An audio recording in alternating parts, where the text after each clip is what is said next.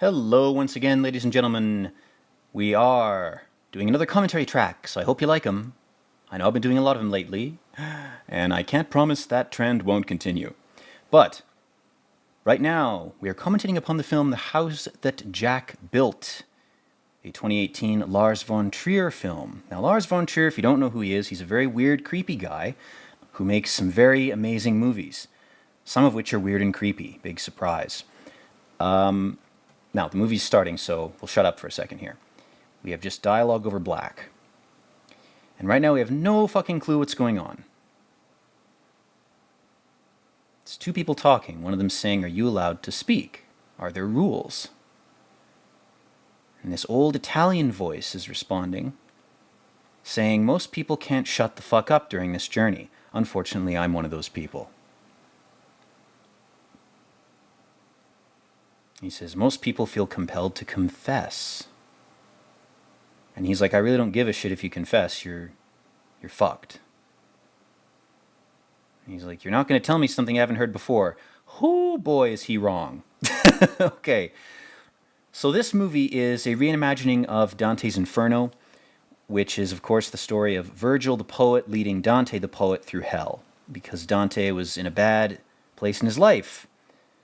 He made a misstep somewhere. He decided to be a poet. That was the misstep. So Virgil's like, "Bro, you don't want to be a poet. Here's why." This is a different person Virgil is leading through hell on a kind of tour, except this guy's actually damned. This guy is no Dante. He is just a damned soul. And Virgil, the poet, is consigned to giving people tours of hell and also leading the damned, apparently, in this reimagining of that story. So what this movie is a slideshow of the damned guy's memories, just to get things out of the way in terms of the premise. Do you have a Jack? Ha ha, because it's Jack, get it? Anyway, as cringe as that little reference was, of course his truck is red and the Jack is red. This movie is very Lars von Trier. It's uncompromising, gruesome, but also a very pointed character study of all its characters, its main characters. Really, this is just one guy, so there's not much to study, which is why the movie does such a great job. It focuses on just this one guy. And we're not so much learning in this movie why he's in hell, because his whole point of view during the journey is, well, I didn't choose to be who I am, and my impulses and the quirks and tricks of fate that led me to behave the way I did were kind of out of my control. He doesn't explicitly make that argument, but he sort of implies it. He's kind of trying to cope with the fact that he's just fucked. And we can assume these memories are accurate, too. That's another thing that I guess might be a point of contention, like maybe these memories are distorted somehow, maybe they're not entirely accurate. Who knows? We can assume they are, though, because, again, this guy is dead at this point. We're looking at his memories. It's not a spoiler. It's just something that'll make me, able to talk about the movie a little more easily. Getting this out of the way. So we have, I believe it's Uma Thurman, with our main character. I forget the actor's name. And this woman seems to have been put here just to fuck with this guy, which is one reason that he might be showing Virgil this memory. There's an implication that he's choosing what to show Virgil or what memories of his life to emphasize as Virgil walks him down to his fate in hell. And he's chosen this memory, perhaps to argue to Virgil implicitly that, hey, this life I was given was not, there was no opportunity for redemption. I was damned the moment I was born. So what's the point of sending me to hell if I was damned in the first place? And of course, this woman's nervous, and she's talking about serial killers, blah, blah, blah. She's also a blonde-haired, blue-eyed, angelic-looking woman. She looks like his exact opposite. He's a dark-haired, older man, about the same age, actually. I don't think he's older. And again, she's sort of tempting him, because he is a serial killer. And she's sort of toying with him, in the same way that if, a normal person, not a serial killer, encountered this woman, she might be tempting him with sexual favors or trying to be sort of flirty with him for fun, or maybe she's just trying to make herself feel comfortable by flirting, because women will do that. They'll make themselves feel more at ease by being flirtatious. Some of them, anyway. My point with all this is, it's a temptation. Except he's not being tempted to fuck her, he's being tempted to kill her. And again, sex and death, those have been contrasted and compared to each other a million times. Death of innocence, blah, blah, blah, all that crap. And again, she's imposing on him, but, her car's broken down, it's the middle of the woods, it's the middle of winter. And, he's helping her out as best he can, but he's not a very patient guy. He's not being heroic, he's not, going out of his way. He's like, look, I know this guy at this shop, he'll help you out, And she's kind of being a cunt. She's kind of like, no, you're now my chauffeur just because I randomly encountered you. So she's a bit of a Karen. She's a bit of a rich, spoiled white chick who's probably never had her car broken down before, like it has been in this scene. She's probably never been in this situation. You get the sense that she's kind of rich and naive in a rich white chick kind of way. And this guy is off-put by that, and he's also off-put by her sort of expectation that every guy in the world exists just to help her, just to be her chauffeur. So she's a bit of an uppity cunt, really. And again, she's in her own weird way trying to, break the tension because he's being totally silent and kind of creepy and stoic, which is probably creeping her the fuck out. But he's not aware of that. That's just who he is, right? He doesn't know. Ooh. And as soon as they fix the jack, it breaks the minute he tries to help her. Ooh. He's like, I have bodies to bury. I can't deal with this crap. His face even looks slightly skeletal. Some good casting, too, by good old Lars. Shout out to Lars. Beluga caviar and vodka at 11 a.m. That's what he does. It's kind of his loadout. If you watch the movie The Five Obstructions, that's his best film. I'll put it out there. No one's even heard of that film because everyone's like, what about the nymphomaniac sex movies? Aren't those his best? No, his best movie is called The Five Obstructions. And that's a movie where we see him eating caviar and drinking vodka at 11 a.m. And I just want to hug the guy and give him a high five for that. Good man. And now he's like, okay, I'll play along with your little funny ruse, and she misinterprets it. She thinks, oh, maybe I've gotten through to this guy and, he's not so pissed off anymore. And it's like, no, he's still just as pissed by the situation. Oh, God, she knocks on the window. It's like this whole woman, she's like nails on a chalkboard incarnate. Like, even a woman picking this woman up would be like, dear God, get this bitch out of my car. Sexual dynamics and temptation aside, she's just got such a fucking attitude, right? And we as viewers, of course, we're being tempted in our own way to sympathize with the killer because she's so insufferable. And so he just takes the jack and beats her with it. And then we cut to this weird pianist. And again, this is what he's choosing to show to Virgil. He's like, oh, you killed her even though she was a cunt.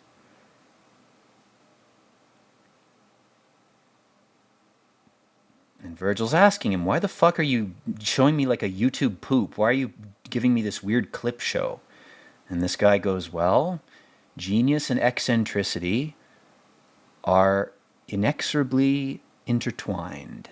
When you have some kind of ability that is superhuman or genius in some way, there's always going to be a counterbalance in your soul. There's going to be a counterweight that pulls the other direction.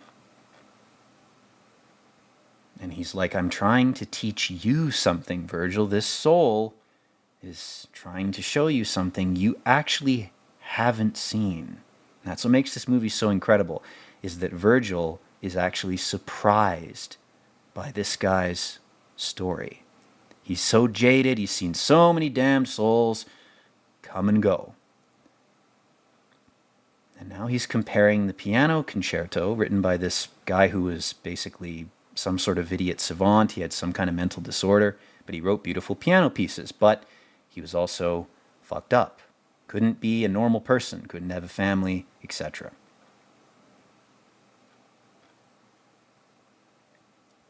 And he's talking about something very true. He's talking about defying gravity in a beautiful way. And if gravity is a natural law, then it's a divine law. It's a godly law. To defy it is technically heretical. It's technically going against God to build a cathedral.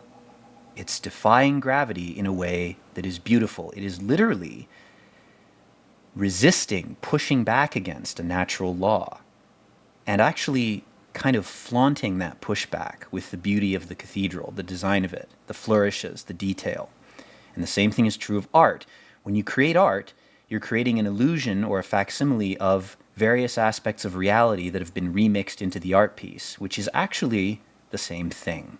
It's the same thing as going against a natural law. You're saying this painting that I spent time painting, it interested me more than looking at reality, at God's green earth.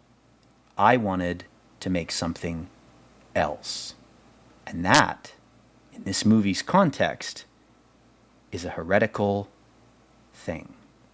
Now, I'm no Puritan. I don't believe that in reality. But this movie is trafficking in these kinds of ideas. And this guy is basically telling him a bit of his life history. He's like, I'm an architect. I was an architect when I was alive, and I was very meticulous, very OCD. I had my own lake. I had all these grand designs. I had all these meticulous plans. And again, and Virgil's diagnosing him. Virgil, you know what? I'm going to go with Virgil over any therapist. I'm guessing he has more experience with souls than your average therapist, anyway.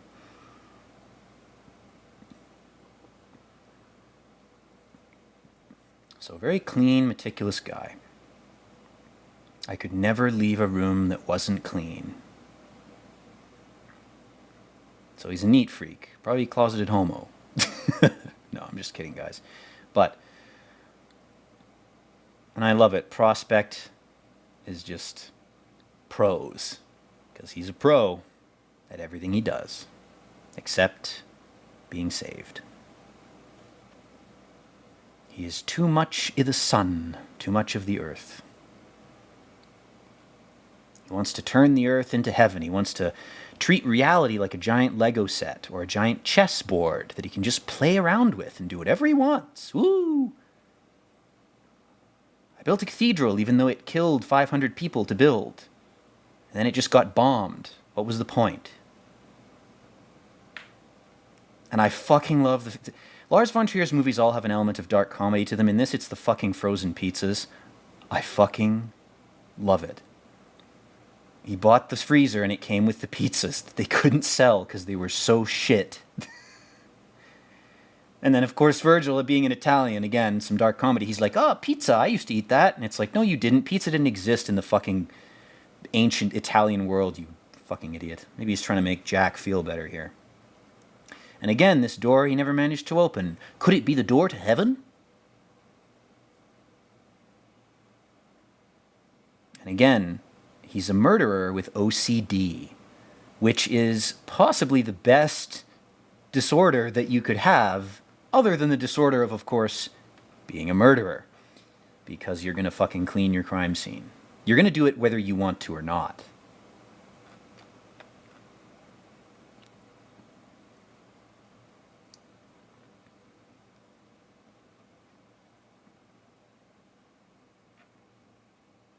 And Virgil's like, well, what about the cops, the popo?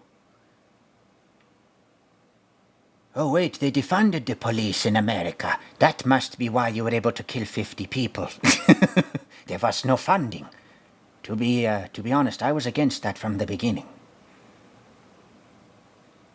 And again, even when he hides the chick's car, he's like, it's not well hidden enough.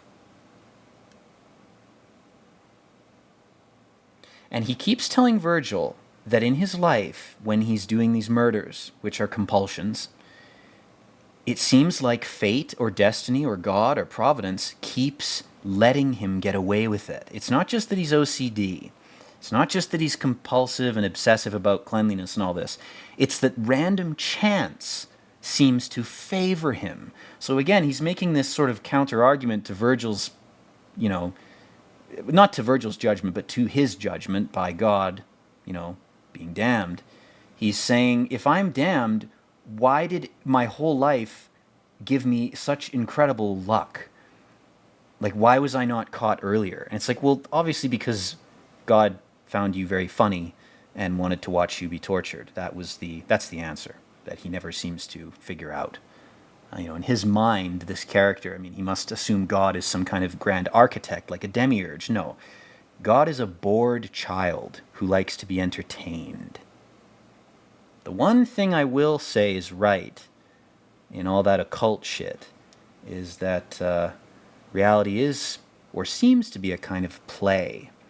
I don't know about the whole chessboard game way of viewing things. I don't think that's entirely applicable, but all the world's a stage and we are merely players. I could get behind that. And that's something this character can't accept. He has to think that God is just like him.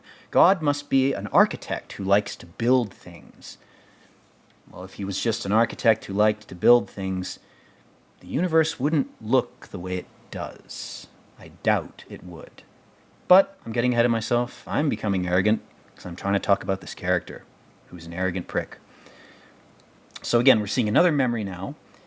This is one of his first victims, and he's inexperienced as a killer, right? He has no fucking clue what he's doing. His glasses look goofy as fuck. I love it.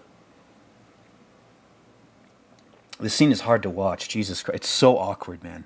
It's so goddamn awkward. And again, he got lucky with this woman because she's such an airhead.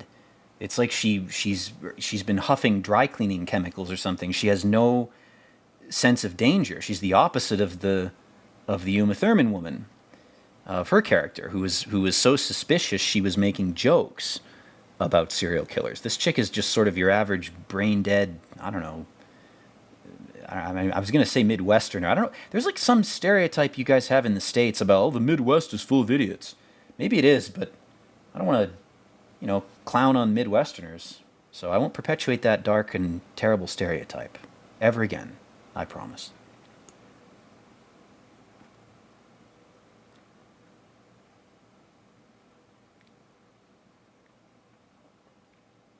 I mean, God, the awkwardness in this scene, it's nauseating. Makes you fucking queasy. He has Chris Chan energy. He's like, have you seen the medallion I made? It's really cool. It's like Chris Chan as a serial killer. Fucking hell, can you imagine that? He kills people by stabbing them with those creepy-ass medallions he makes. Good God. And this chick is great. Her expression is like,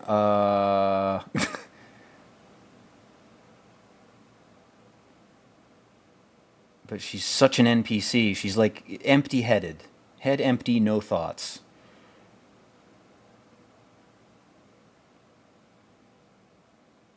And again, it's like things are made so easy for him.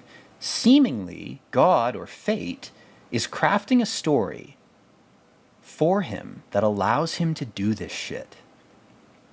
And the only conclusion that you can reach from that in this movie's context, in this movie's universe, I want to make that clear, is that God wanted to watch this guy succeed for a while before he was damned. Or God wanted to torture him to try to teach him a lesson. But he's incapable of learning a lesson because we already know he's in hell. So he didn't learn anything. He failed to learn a thing from his entire life. So clearly something didn't work out, right? Kind of makes God seem incompetent, doesn't it? But I don't think that's what this movie's saying. I think this movie isn't really being that metaphysical. It's not trying to be that spiritual. It's just a character study. But the reason I bring all that stuff up about God and spirituality is because the movie begins with a conversation between our main character and Virgil. And what our main character is doing is trying to convert Virgil to his side. He's trying to say, look, Virgil, this system you're in, this heaven, hell, God system, it's incredibly fucking hypocritical, one-sided, imbalanced, and generally retardando mode. Okay? If God's playing the piano, he's playing it on retardando mode. And the issue that Virgil has is he's like, well, I've seen it all. I've seen all the damn souls. You're not unique. I've seen it all. And then turns out this guy's story is something that Virgil hasn't come across. It's so bizarre. It's such a strange narrative, this narrative of his life. Virgil, at this point, is not convinced. He's like, okay, you had a few weird things about your life, whatever.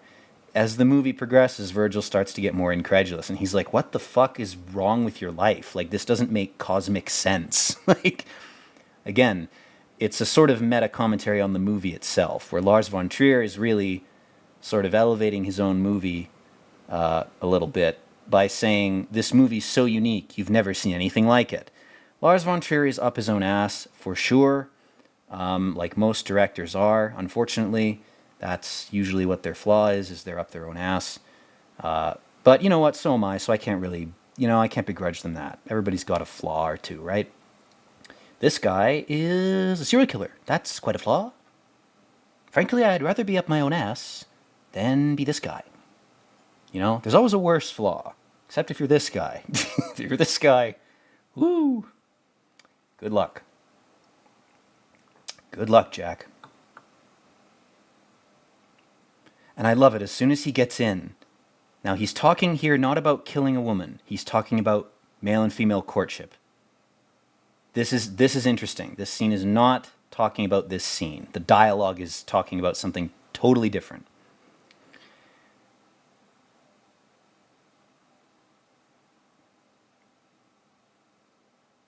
And again, he's being a bit like Cain. He's like, life's not fair, blah, blah, blah. But that aside, what he's talking about is not, murdering women. He's talking about trying to court a woman, because the metaphor here of the whole scene is that you're coming to this woman's house out of nowhere and trying to get her to trust you. Same thing happens when you go to a bar. Same thing happens when you swipe on Tinder. Same thing happens when you meet a woman anywhere. You're trying to calm her the fuck down, because all her defenses should be up if she has a brain, because she's worried this is going to happen, because this happens in real life, right? So the metaphor here is male-female courtship. In the same way that Aeon Flux commentates on the male-female sexual competition dynamic, this movie's doing the same exact fucking thing. It's just doing it in a very weird, creepy, Lars von Trier, TM kind of way.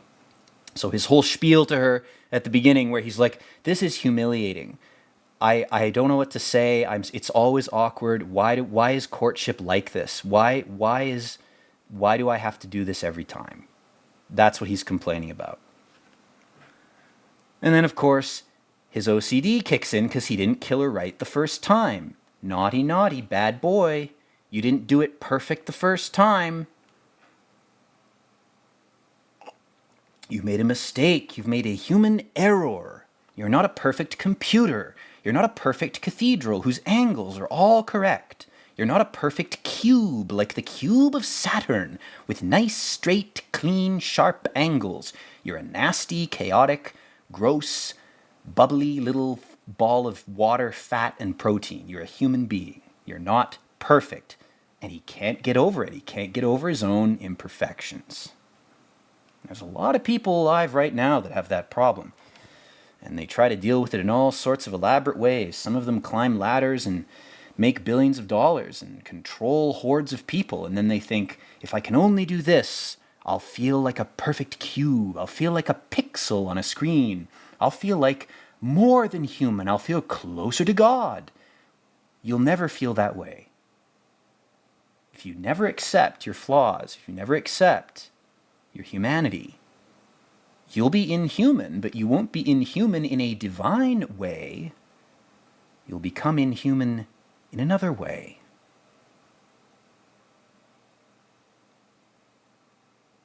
Oh, Jesus Christ, he's trying to save her.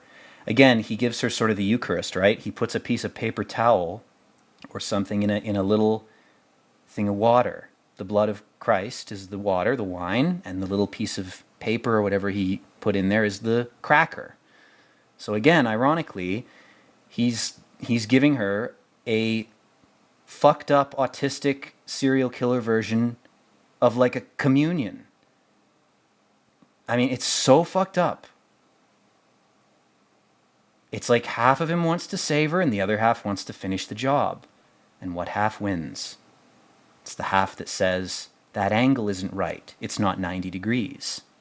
You need to make it 90 degrees. It was only 85 degrees. And so he kills her. He might have saved her. Maybe he broke her neck. Maybe she could have healed. Maybe she could have survived. But no, he finishes it. And he's measuring. Everything this guy does is so fucked up. It's so autistic, man. It makes you guilty for your own proclivities. Like, I like a clean workspace myself, right? I like my desk to be pretty much empty. You know, fuck Einstein for saying empty desk, empty mind. What kind of mind did that guy have? Stole his theory from somebody else and it was wrong anyway. Just kidding, guys. I don't know anything about that. But my point is just, this movie will do what a lot of Lars von Trier's movies do, and what a lot of good movies do in general, which is it will hold up a mirror and it will show you that its characters have certain flaws that are similar to yours. I know that sounds obvious. Duh, right? That's the point of a movie. The reason I'm bringing it up and stating it so bluntly right now is because this movie is entirely built on that idea. The whole movie is like, I mean, the guy's fucking taking photos of his victims, right? Again, the whole movie is a character study of one guy, first of all. Second of all, he's in the film's context, he's already reflecting on himself. So we're not really looking at a perfect mirror here. We're looking at a hall of mirrors, because you have the actual events happening in real time in the movie's timeline, which is right now he's walking down into hell. That's what's going on. And we're just looking at a clip show. So we're sort of a third-party viewer to him and Virgil looking at these memories. So the movie, again, is going to, you know, play through that same process of making the viewer identify with the killer somehow. Because this is one of those movies. It's one of those movies where, yeah, you know, the killer, you're supposed to be sympathetic to him. But what I like about this movie is there's things it does that no other movie I've seen that takes that sort of anti-hero, dark kind of route does. First of all, it has a lot of balls. It goes, of course, to the extreme, which is what von Trier's movies do, all of them. But it also examines the idea of providence and random chance and fate, and the idea of a character who he's flawed in so many ways, but the flaws seem to complement each other. Like one flaw props the other up. So he kind of has a dysfunctional, but somehow enduring way of being. Like he like his life should have collapsed. It should have fallen apart. But somehow he's cobbled together, or fate has cobbled together for him, a way of being able to survive as a fucking serial killer, as the worst type of person. I guess the worst type of person would be a serial rapist, and killer. That would be worse than this guy. That'd be one ladder rung down below, below this dude. And I love it. He tries to get back into his car.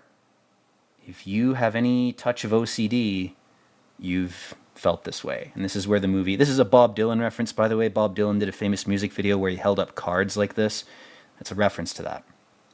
It's a famous music video from the late 60s, early 70s of Bob Dylan holding up little cards with shit written on them. And he's imagining. And again, these visions are not motivated by guilt. That's what you have to understand. The movie's trying to make you sympathetic to this guy, but it's kind of tricking you. But Lars, good old Lars, with his vodka and caviar, he knows he's fucking with you, and if you're smart, you'll realize that he knows that too. What he's doing is he's trying to make you think this guy feels remorse, but he doesn't. The only reason he's cleaning up, the only reason he imagined those bloodstains that weren't there was not because he felt guilt. It was because the room wasn't perfectly clean for its own sake, for cleanliness' sake. Cleanliness is godliness. That's a little whispered reference that's underneath this whole film. The irony is that this guy is very meticulous about cleanliness. And there's that old meme, that old adage, that old aphorism, cleanliness is next to godliness. And Lars, being the edgelord he is saying, is it really? Is cleanliness really a godly thing? Is God really that obsessed with cleanliness? I mean, that phrase is not from the Bible. It's not from any religious text. It's something somebody made up. Or it's some phrase that got twisted and changed over time. So again, there's a lot of irony. There's a lot of dark comedy in this movie. I mean, at its core, this movie, you could argue that it's a black comedy, and not the kind you'd find on BET. It's a dark comedy, if you will. And again, every artist worth their salt has a critical side that is like this. And any artist has to grapple with that critical side, because if you don't, you can't make the first shitty version of the artwork. It'll never come out of you. It's like not being able to shit. You know, before you can flush, you have to shit. If you don't have if you can't relax and not be critical, self-critical, you can't even do that. It's a shitty metaphor, but it works. This guy is all critic. And the only art he does, the only time he lets himself loose, the only time his critical side of himself, his OCD, vanishes from his brain for an instant, is when he's killing someone. And we all have some aspect of ourselves that I think is like that. I mean, some people it's I don't know, BDSM fetish. Like, you know, I can't let myself relax. I can't let go of my self-critical part of me, unless it's in the bedroom being whipped or whatever your thing is. Some people, it's something a lot healthier. Some people, it's like, well, I have to go for a run every day for 45 minutes. I have to sweat my fucking face off. I have to do that, or I can't sleep at night. You know, name your thing, right? Everybody has that sort of thing they have to do to not go insane. And unfortunately for this poor fuck, something went wrong during his lifetime, his development, where the thing he has to do is murder people. And then every moment of his life when he's not doing that, he's being an OCD freak. He's concentrated all his non-critical faculties, his sort of relaxed, natural, animal, let yourself go kind of self. He's concentrated that all, or it's been concentrated by events that happened to him, into this one act. And we have a couple of scenes here. I love these scenes. They're so fucking tense, man. Von Trier knows how to make something tense. Like, just, God, he's almost praying. Clasped his hands for a second there. Like, this movie will send shivers up your fucking groin. It's so tension-inducing, some of these scenes, man. The lighting, too, goddamn. Goddamn, the lighting in this. Props to Von Trier, man. Another Von Trier achievement, I gotta say. As much as the guy, you know, you can criticize him for making some lurid, degenerate kind of shit, but this movie right here, this movie is good. And one of these days we got to do the 5 obstructions. The problem with that movie is I wouldn't really want to say anything about it. It's a movie where you just have to watch it. It's more of a documentary, so it's not something I would commentate on because there's not really a narrative. There's a narrative, yes, but there's not a sort of contrived scenarios with fake characters and, you know, Dante's Inferno shit. It's just a movie about another director. But it's his best work. His best work is a movie called The 5 Obstructions. I think it came out in 2002. If you take anything away from this commentary, go watch The 5 Obstructions. That movie is fucking great.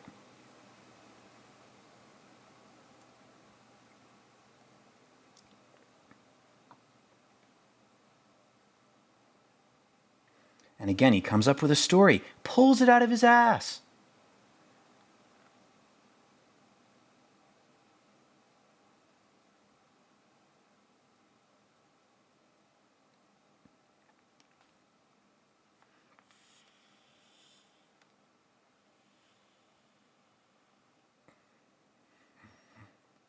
And he's just making shit up. None of this is true. It's all bullshit.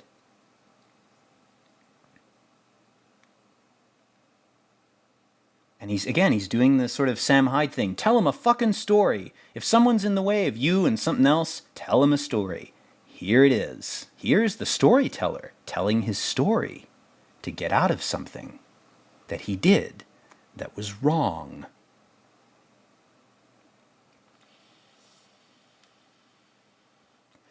See, storytelling, and I'm going to go off on a tangent here because you can predict what the next scene is going to be. They're going to go into the house and pick at things, and he's going to be very nervous about not having cleaned things, blah, blah, blah. I want to talk about storytelling for a second because this is important. Storytelling is supposed to be a way of passing on oral information to the next generation through the human brain, using it as a living archive of linguistically transmitted data. It's supposed to be something that your elders talk to you about. They tell you stories that are linguistic facsimiles of genetic memory, which is a lot more cryptic and takes millions of years to form. Stories are an accelerated facsimile of genetic memory meant to make the next generation able to survive better. And when you turn a story from that into a way of getting out of shit you've done, you belittle the medium of storytelling and you corrupt it in a very significant way. You take a story and you turn it into a pejorative. You take that term. Nowadays, when you hear story, what do you think of? You think of lie. You may not know you're thinking of it, but your brain is. Because when you hear the word story in 2024, you think, oh, someone's telling me a story, telling me a yarn, a tale, a fable, a fib, a lie.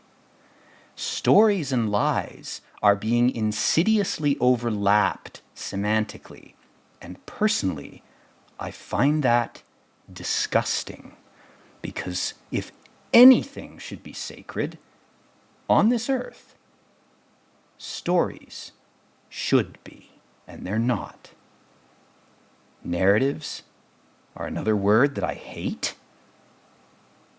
because the academic deconstruction of storytelling is based on evidence that stories have been turned into lies. They're looking at evidence from too recently in history. And the idea, the postmodern idea that everything's a narrative, that is a reaction to the corruption of what a story is supposed to fucking be, which is you tell the next generation how to not die. That's what a story is supposed to be. The Icelandic sagas, all that shit was transmitted orally. And the only reason that people are so excited and happy that those monks in the 1100s wrote down the Icelandic sagas is because the people that would have told those stories were killed off. So, like a museum can only archive things from a culture that's dead, language and writing in particular, can only preserve something after the people that used it to live are gone. So again, when this guy bullshits his way through his kills, he is acting as an avatar, as a demonstration of how stories have become bullshit. And that's a fucking tragedy. That's a fall from grace. That's an angel falling into hell. The angel of storytelling is going down in flames right now because we've turned stories into bullshit. And I'm not saying, some ancient tribes didn't have stories that were bullshit. Of course they did. They're human beings. My point is that for the most part, during most of human history, stories were very fucking important. They were not trivial. They were not done for entertainment only. It was a way of turning not just fables about the present into things that are digestible as entertainment. It was a way of transmitting knowledge. And nowadays, most stories that you're going to hear are opportunistic, surface level narratives that are meant to make somebody money in the present, and they have no value after that. They sort of vanish into the ether, or they just sort of dissipate. Again, like the rain washing away the blood, these stories just kind of wash away. They don't last. And again, people don't last, but the point is, if there's more people, if there's a next generation coming, that means oral storytelling has a point. Unless your people are about to be extinct for some reason, unless they're being destroyed somehow, you should really pay attention to storytelling as a way of passing on information, not as a way of getting out of a sticky situation. That is a very shallow and really sad way of using a story. Anyway, so again, this guy, God, her face is just gone. I must say, guys, her face is gone. He's like, where is it? Where's her face? I'll go to the road and pick the pieces up till I can reconstruct it like a cathedral. Anyway, my point is just, yeah, okay, we got the Bob Dylan shit again. My point with that whole tangent, I guess, I've made it. I wanted to talk about the Providence thing again. Again, he's arguing to Virgil, why did the rain wash away the blood?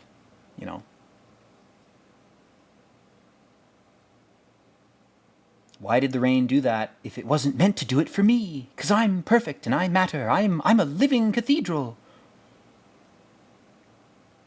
And this scene, my God, this might be the best scene in the movie, where he's rehearsing normal mannerisms. My God, he's so soulless. He's so emotionless. He has to act to himself and use other people's facial expressions to copy them. I mean, the fucked up thing is everybody does that. Every human being does that. As infants, we do it. We look at faces and we approximate emotions before we actually feel them. That's a normal human process. And this movie's making a creepy commentary on the whole human condition. It's saying it's fucked up that humans, even normal people, have to essentially form their emotional reactions this way. It's a fucked up way to exist, to have to copy emotional reactions before you understand them. It ties into a theory that I think has gained a lot of ground. I'm pretty sure it has some support behind it, which is just that everybody, male or female, doesn't really understand the nuances of human expression until they're in their mid-20s. So if you talk to a 17-year-old or a 19-year-old even about, you show them pictures. They've done studies of this. You show people pictures of facial expressions that adults have, they won't be able to identify the nuance. So they'll say somebody is feeling sad when really they're just disappointed or regretful, or they're feeling an emotion that's more complex. The emotions that young people will read, which is why young people are awkward and stupid, because they can't read emotions. They will read superficial, simple, emotional reactions from facial expressions, whether it's their peers or older people. When they get older, when they're over 25, they'll look at those same pictures. They'll do studies of people who are over 25, and those same people will say, oh, he's just stressed out about something. He seems preoccupied. And it's like, okay, there, now you have matured. You're an adult. You understand emotion. But the fucked up thing is they didn't before that. So everybody in your life, you have been this character standing in front of a mirror, faking that you understand emotion because you didn't really fully get it. You weren't like this dude, but there was a grain of that in you. So this movie, it goes so far into making you identify with its main character that it tells normal people watching, you have a little bit of serial killer in you because you were at one point emotionally immature and naive. Now I'm going to rubber band back to the movie here because we're in his childhood now. And again, he's showing Virgil all these things. He's saying, this is where I grew up. I grew up in a farming community. And it was all about life and death. That's what a farm is. A farm is a very bare and raw expression of the cycle of life, of nature. And he talks about the breath of the grass. And fucked up thing is plants communicate to each other, and when you cut grass, it sends out a chemical that indicates distress, because the grass knows it's being cut. And he's saying in a way he could hear that or feel it. He could hear the breath of the grass ending. He could hear the life being cut. In this hell we call reality, he could actually hear other souls dying, even the souls of the grass. And he cuts the bird's foot like the men cut the grass.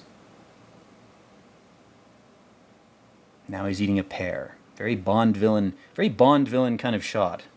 Thank fuck he didn't pick an apple. Lars is too smart. He's like, it can't be an apple. It has to be something slightly different and strange, like a pear. Perhaps he could be drinking vodka and eating caviar.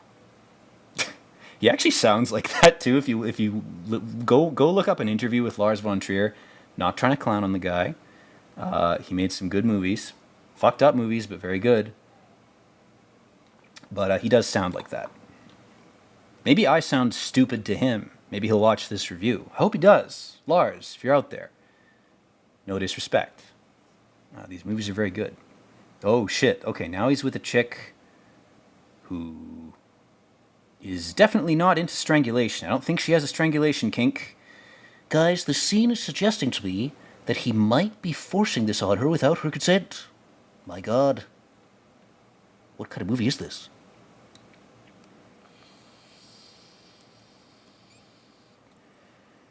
God, the tear coming out of her eye. How the fuck did he get these shots? How many takes did this take?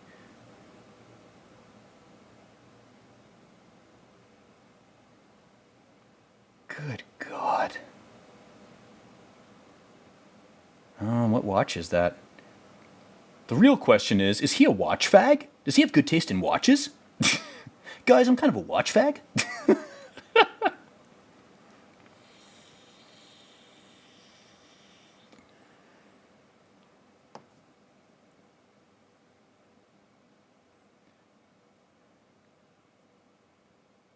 And the fucked up thing about Lars von Trier is he lit that couch perfectly. Even just in that shot where we saw Jack turn away and she had her hand laid over the couch, she almost looked like she was posing or asleep. Every shot in this involving his victims is done that way intentionally, because of course this guy takes photographs. Again, like an artist, he copies reality, and in his arrogance, an artist at their worst thinks their creation is superior to reality, or in some way a viable alternative. Maybe not superior, but it's a viable alternative, let's say. That in and of itself is enough to get you sent straight to hell if you believe in any of that crap. Hell is just a portmanteau of Viking myths about the underworld, which actually wasn't the same thing as hell. It was different, and it was mixed with Judeo-Semitic portrayals. I mean, Jewish people don't even believe there's a hell. If they're the chosen people, maybe they're right. Maybe there's no hell or heaven. Maybe there's only earth. And maybe, in my opinion, earth, where we are now, is heaven. And because heaven is whatever we want it to be, we asked for suffering. We asked for challenges. We asked for our world to be the way it is. That's my opinion about earth, is it's heaven. But heaven is boring if it's perfect, if it's paradise. The Matrix makes a similar point, but not in the same way. Earth we may be in a simulation, whatever. I have a friend of mine who's very adept at mathematics. He, based on his opinion and the opinion of other mathematicians that he's read, we're about 23 simulations deep at this point. So 23 times a civilization has made a computer simulation that's equivalent to reality and uploaded itself into it. So we're 23 Russian dolls deep. But all that crap aside, I think I think every time that transfer happens, every time we go to a new server of reality, maybe it starts out like paradise, but we get bored. And because we're bored, we make it worse because it's more fun to have a challenge. So, you know, that's an alternative view to the whole God is a sadistic prick and just wants to watch us suffer, you know. But this movie isn't talking about simulations or any of that. It's talking about, again, this one character and the weird, creepy providence of his life, the seeming providence of his ability to get away with shit. And that everything in his life seemed to be encouraging him to keep going. There was never a moment when he was encouraged to repent or change his behavior. And that's fucked up. You know, from a Christian context.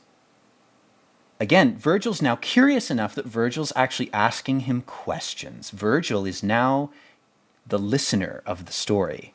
He's no longer the one telling our character how it's going to be. He's switched roles. In a sense, our main character's already won, because Virgil is now his audience instead of his teacher. The student has become the teacher. And of course we have the same fucking footage of... Oh, are they going to do the fox rotting? The Nine Inch Nails thing? They're going to show that, right? Okay, now he's talking about tigers and lambs.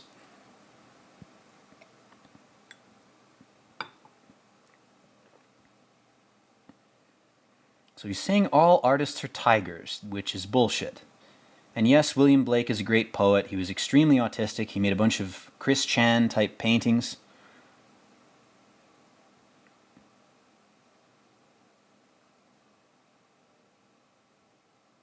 And he's saying art is divine. But is it?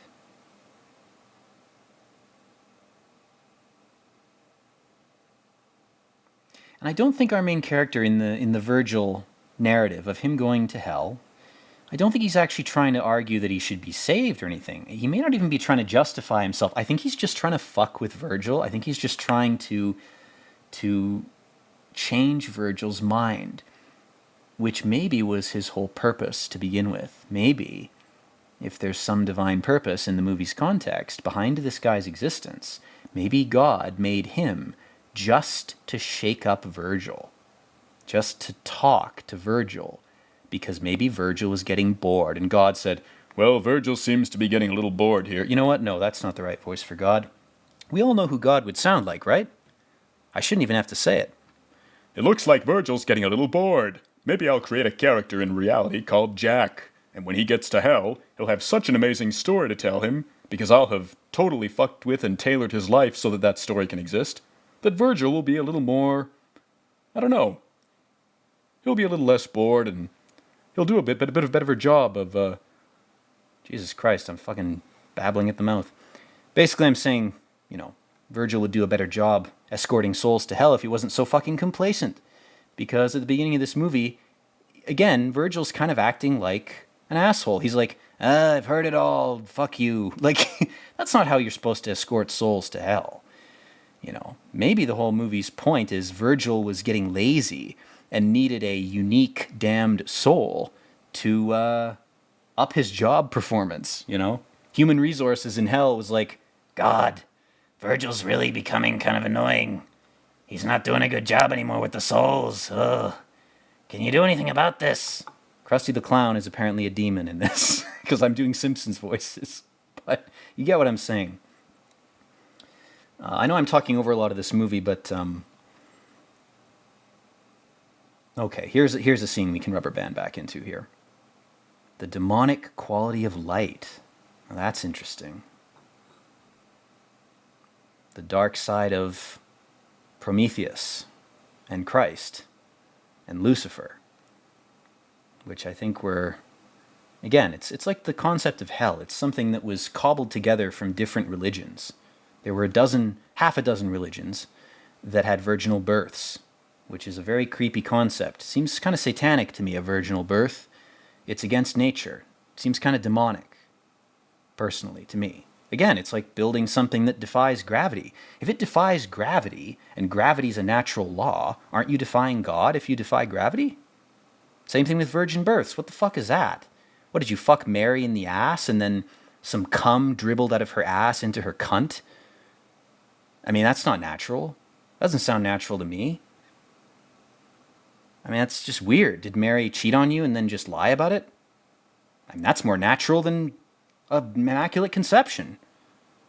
If God made us, then conception should just be conception. Immaculate conception seems kind of fucked up and against nature. Am I alone in this? This is why I'm not religious, because I can't jive with religious people's logic. I think logic is God-given. I think logic comes from God.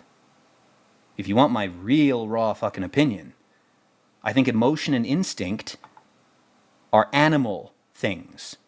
Emotion, instinct, knee-jerk reaction, mysticism, spirituality, that seems very animal to me, very base, very lizard brain, very reptilian, very instinctual. Knee-jerk reactions, savagery, violence, blood. That's what I think of when I think of emotion, instinct, and intuition. Now, they're necessary, but they're not divine.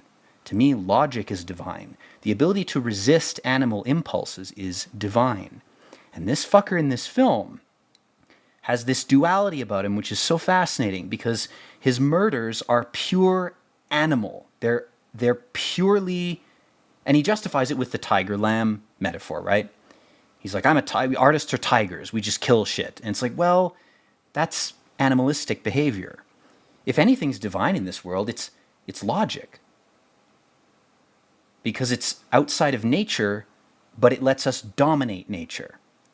Worshipping some aspect of nature as if it's divine, that to me seems wrong.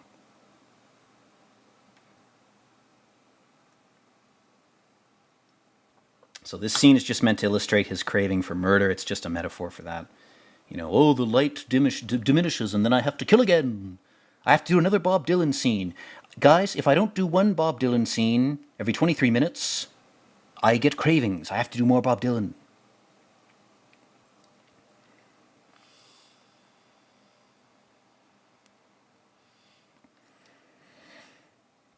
And Virgil is, of course, trying to tempt him a little bit in a weird way. He's saying, don't you have emotions? Aren't you driven by emotion?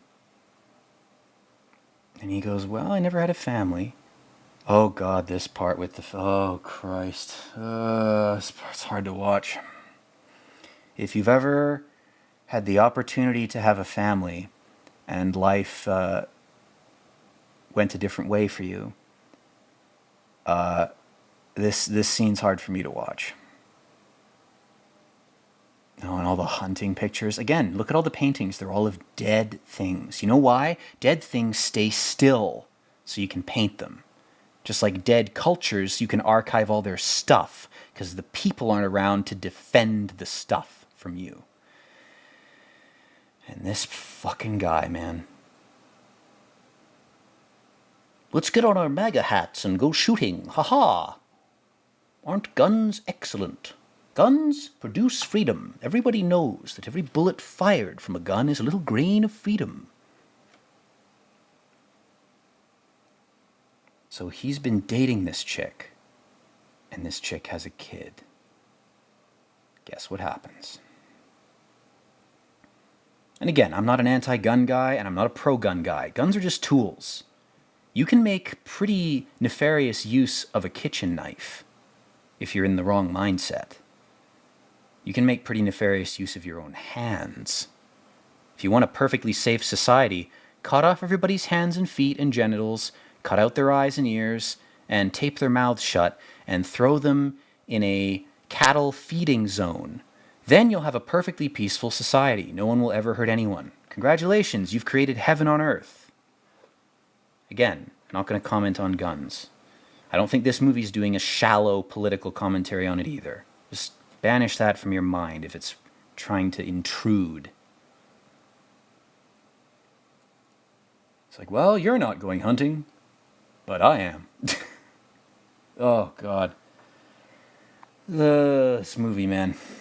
This takes something out of me to talk about this. It's tough.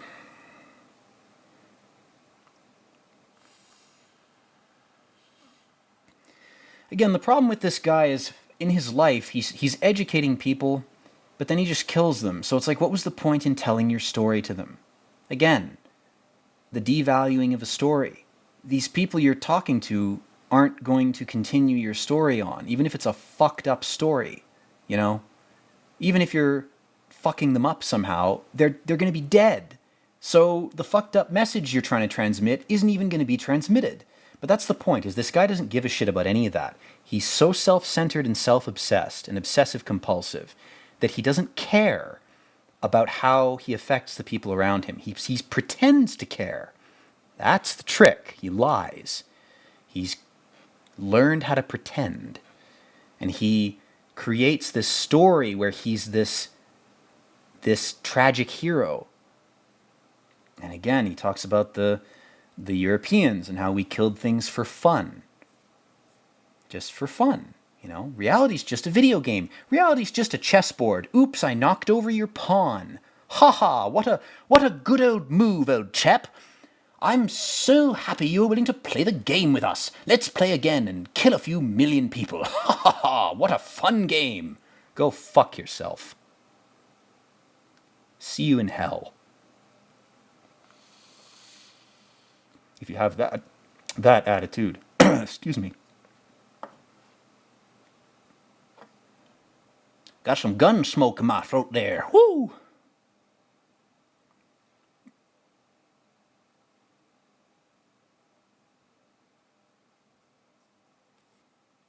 Oh God, he's just like sick. It's just the sick build-up to what he's about to do.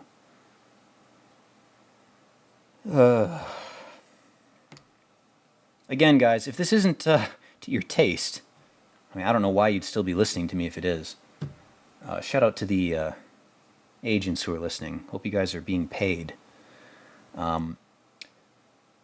If you don't like this type of shit, for whatever reason, if you're still listening, watch The Five Obstructions. That's a movie I can't really do a commentary on because it's its own commentary. It'd be pointless to do it. But It's like, oh, you fought to serve your family. Virgil sounds so evil in this, man. He's supposed to be, and all poets are supposed to be, the sort of minimal sinners. They're the ones who are like, we almost are okay with going to heaven, except for like a tiny thing. They're like 99.9% there, but there's that one fucking thing where they're like, God, I gotta object. It's this one thing.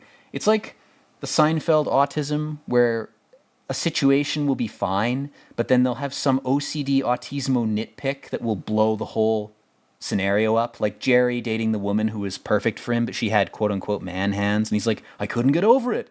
That's what poets are like. We're linguistic autismos. And, oh God. Oh, it just cuts to this after the... Ugh.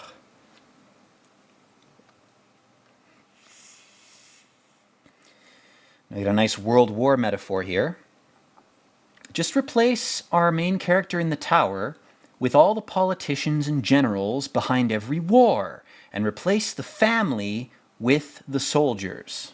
There's your redeeming sort of way of interpreting this. That's not as fucked up as what it actually is, which is it's just him being a murderer. That's all it is. I want it to be something else, but my God, Lars is he's so fucking cold. But he doesn't let the coldness impact the visuals. The visuals are still crafted. And he doesn't show the shot. He shows the moment before the kids hit, but he doesn't actually show that. Oh God, but his leg. Oh God. Eesh. Oh, Jesus Christ. Oh boy.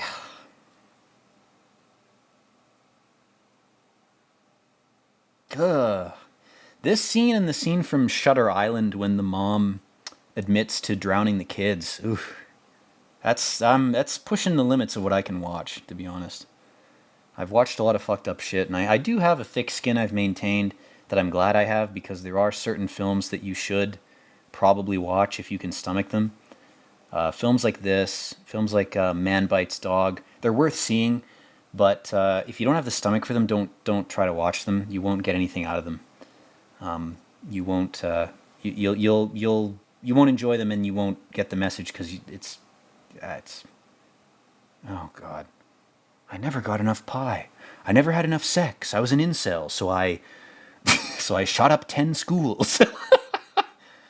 I just wanted sex. Even though it's readily available everywhere, I couldn't get it. So I just killed people instead. Jesus Christ.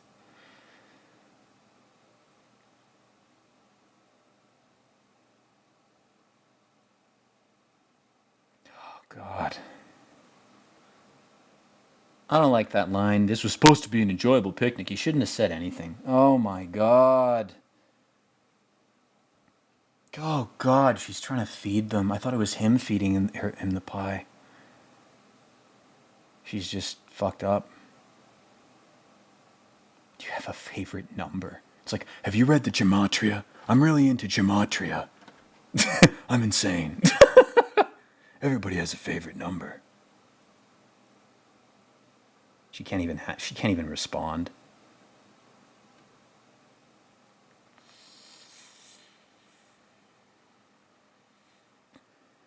Again, mathematician. Math, math, math. Numbers, numbers, numbers. Angles, angles, angles. Perfect angles. Squares. Shapes.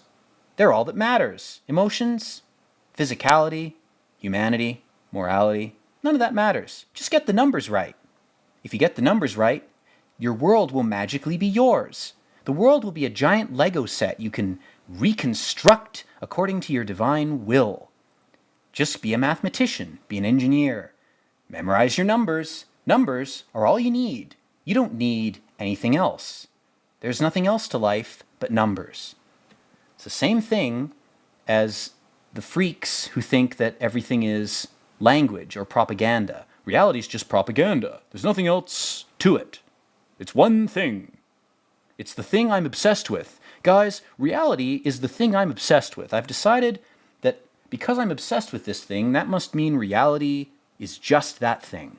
That's this guy's fucking life.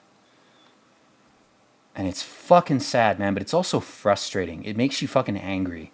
If you've known people in your life who were one-track mind people, even if they were very successful, even if they pretended or performed affection, if they were able to produce even a very convincing facsimile of that, if you've known someone like this, even if they're just a benign nerd, you know what I'm talking about, because they seem to just have a hole in their brain. They can't process moral issues. They can't even deal with them, so they pretend to deal with them, and they just kind of gloss over the fact that they actually don't understand anything about that. And some of them maybe can be productive members of society, but I think there's always something a little dangerous about people like that, who are bereft of some basic ability to actually feel things. Because you can even cry, you can make a sad face, you can perform beautifully. Performance can be so convincing. But at the end of the day, if that person, that kind of person that I'm talking about, doesn't act in a way that reflects an understanding of moral issues, then they're just like this character, in a way. God, she's still twitching and he whistles. What a fucking nightmare of a person. Living nightmare. Again, I like the theory I came up with just out of my ass, that this guy, this person, was crafted by God as a way of entertaining Virgil, like of making Virgil get a renewed sense of purpose in his job. Like, I really like that theory. Oh man, I should write about that. That's why these movies are great. They're fucked up, they're insane. They're kind of poisonous, but if you have a resistance to the poison, they do have things to say, and they do have things to inspire you with. Even if it's a dark inspiration, you can transmute that into something good if you're enough of a weirdo. All the ravens. Ooh. And again, he's saying to Virgil, you're being judgmental. You're playing God. Don't judge me. Look at the results, not the act. Look at the art piece I made. Isn't this art piece unique? Has anyone ever made an art piece like this? Make it new. Ezra Pound, T.S. Eliot, whoever the fuck said that. Make it new. Well, he's making new art, isn't he? This is very new stuff. I don't think we've seen art this beautiful in a long time. Hi, I'm Troy McClure. And now Virgil's coming back at him, going, well, yeah, that's your weakness. And now he's getting pagan with him, sun and moon.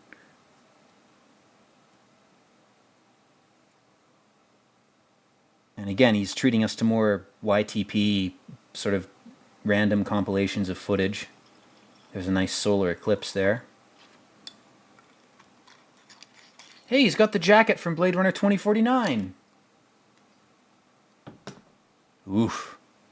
St. Helens, man, that was crazy. Wish I was alive to see that. And I love it. He's so OCD. He's like, fuck it, bulldoze it all down. I'm such an autistic pianist. My house must be perfect even if I murder 50 people for it to exist. The epic, Masonic construction of the perfect house. I don't care if 1,000 slaves have to die for it. The angles will be perfect. The furniture will be beautiful. And again, Virgil's getting sick of this guy. He's reacting to him. I think that's what God in this universe wants. He wants to shake Virgil up a bit, because Virgil's become a bit of a dusty, stuffy old fuck. He's too used to souls that are predictable.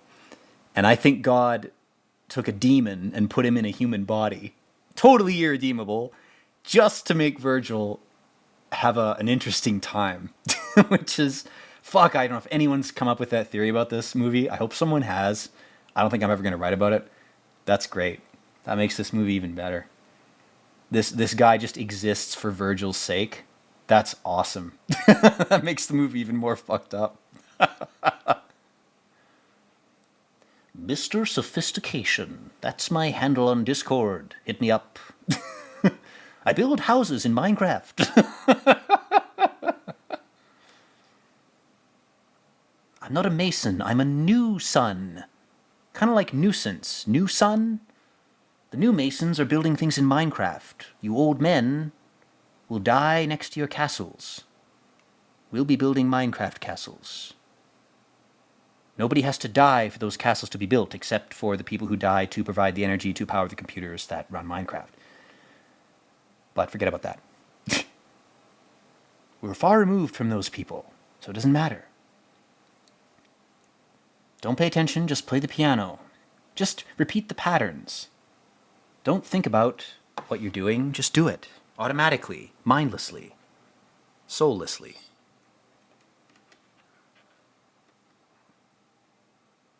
Like you can be, the thing this movie really argues that's interesting is you can be a soulless NPC in service to some cause, some material cause. You can also be a soulless NPC in service to your own bullshit.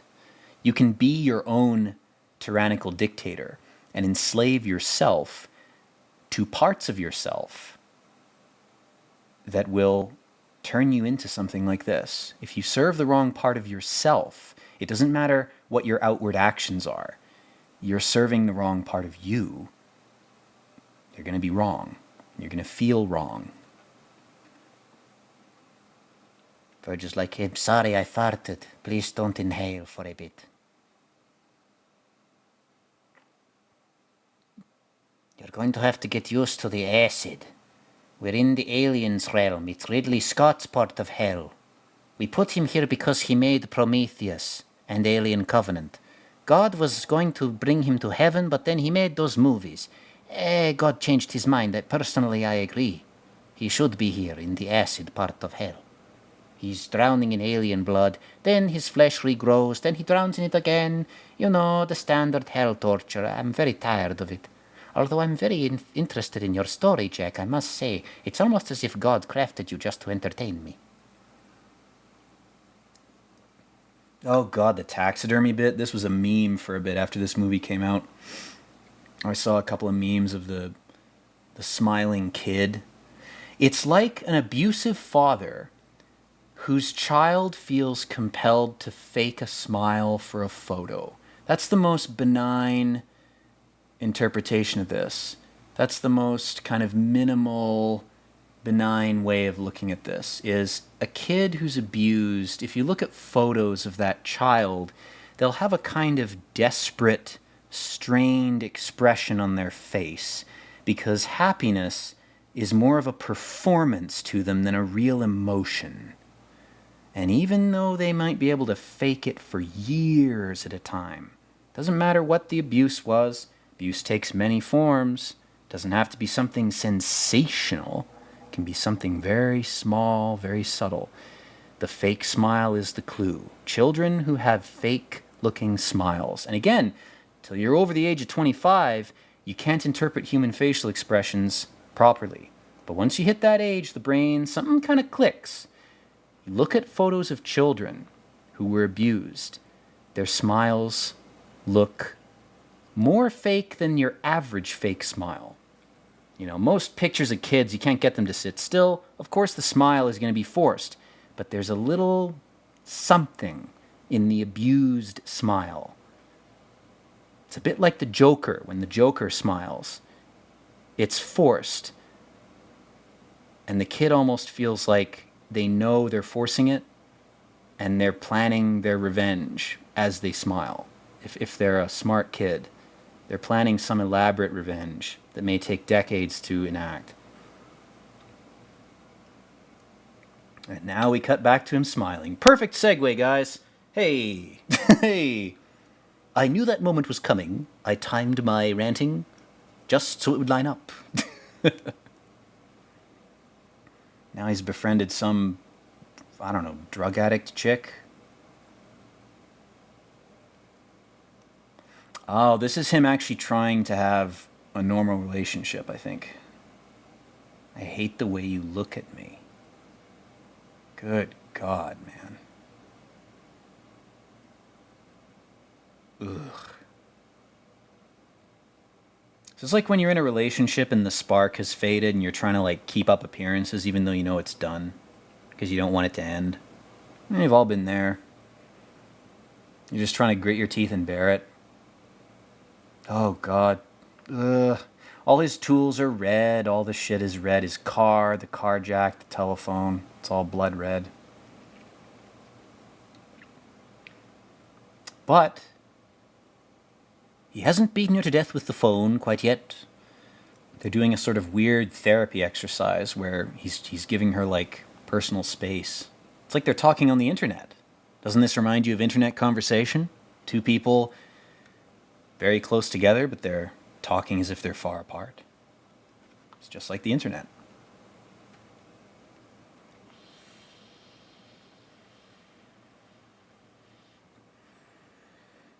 She's got some kind of neurosis. She thinks everybody's going to abandon her. She's got abandonment issues, blah, blah, blah. Obvious. This guy shouldn't have been with her in the first place. Either he's unaware of how bad she is, or she's just an experiment to him. Again, we don't know yet. Every scene, you're wondering what his motives are because he's so fucked up and weird. He's like an alien trying to be human. That's why this movie's so fascinating, because it gives you all these glimmers or hints that this guy is trying to be better.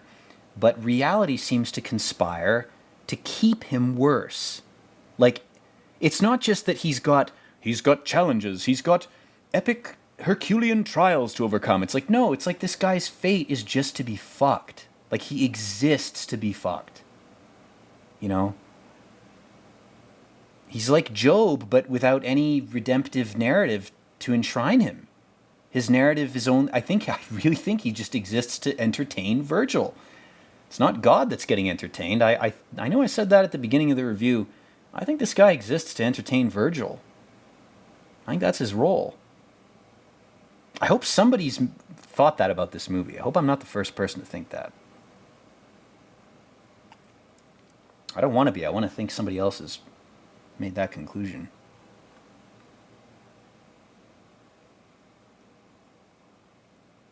Calls her simple? What a dick move, man. Might as well call her a moron. This beautiful young woman, you call her simple? What a prick.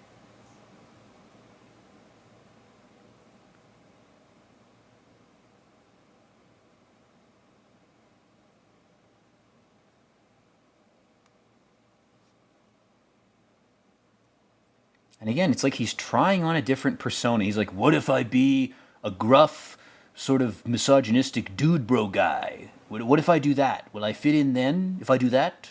It's like, no, dude, you're fucked. You're not supposed to fit in. You're not designed to fit in. You're designed to entertain Virgil after you're dead. That's your purpose. Congratulations. Your entertainment. Your living entertainment. If I'd had this guy's life, I would just take a ton of drugs to shut down all my senses and just meditate for the rest of my life and be totally boring. Be the most boring person to God or Satan or Virgil or whoever's watching. Just sit down and do nothing but stay alive. That's the trick. If you find yourself in this guy's shoes, numb yourself with drugs but stay alive so that you bore the hell out of whoever put you here, to the point where they have to kill you with some Deus Ex Machina thing, like a brick has to fall on your head. Now that's a way to troll the universe. Just be as boring as possible. Sit on your ass and do fucking nothing. Play video games all day. That's the way to react effectively. It's like the new passive resistance. It's like the new Gandhi nonviolent resistance. If fate has dealt you a raw hand, don't be violent. Don't, cry and self-destruct and do heroin and kill yourself. Don't do that. Just sit on your ass and be dead weight. That's the way to really fuck with everyone. Nobody likes dead weight. Good or evil, up or down, black or white. No one likes a dead weight that won't go away. If you're pissed off at everyone, which if you're in this guy's shoes or anything similar, you should be pissed off at everybody. Just be dead weight. Do nothing. But do it with commitment. Don't half-ass doing nothing. You have to really do nothing. Say nothing. Do nothing. Don't move. Eat only what you have to. Do only what you have to. Do as little as possible. Don't be good, but don't be evil. In fact, be good when you can. Give them hope that you're going to be good. But ultimately, be neutral. Be chaotic neutral. That's what I'm trying to say here. If the video game metaphors are all that people understand these days because their brains are rotted by video games and weird, creepy, Masonic interpretations of reality, as if it's a giant chessboard, fine.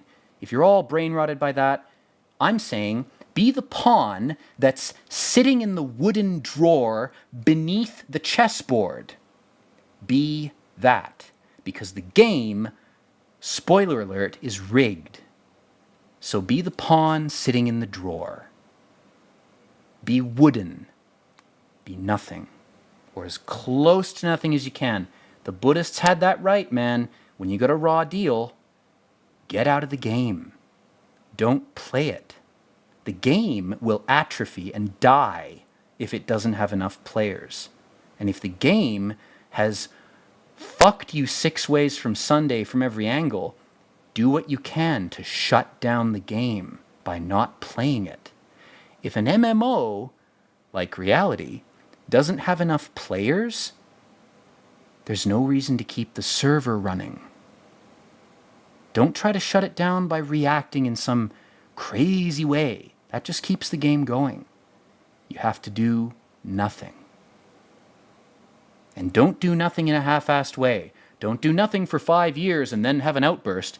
You have to really commit to it, like it's a role. Again, the stage play metaphor for existence, I think, the reason I'm thinking about it is this movie summons up all these romanticized, medieval European interpretations of reality. And the Shakespearean interpretation is that it's a play. I'm saying if you're cast in the play and it's your time to go on stage and say your role, don't show up. Don't go on stage and try to break the play and, I'm going to say a different line. Don't show up. Make yourself disappear. Make yourself invisible. If you really want to fuck the system hard, if you want to shut it down, do that. Don't protest.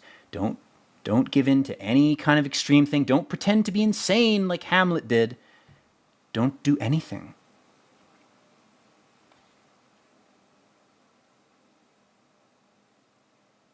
I think if more people did that, things might actually get better.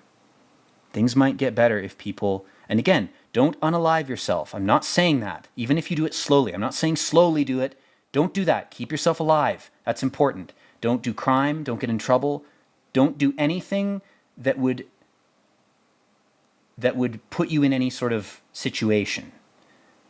Be compliant, be polite, do good when you can, but ultimately do nothing. And the game will either have to shut down or it will have to change.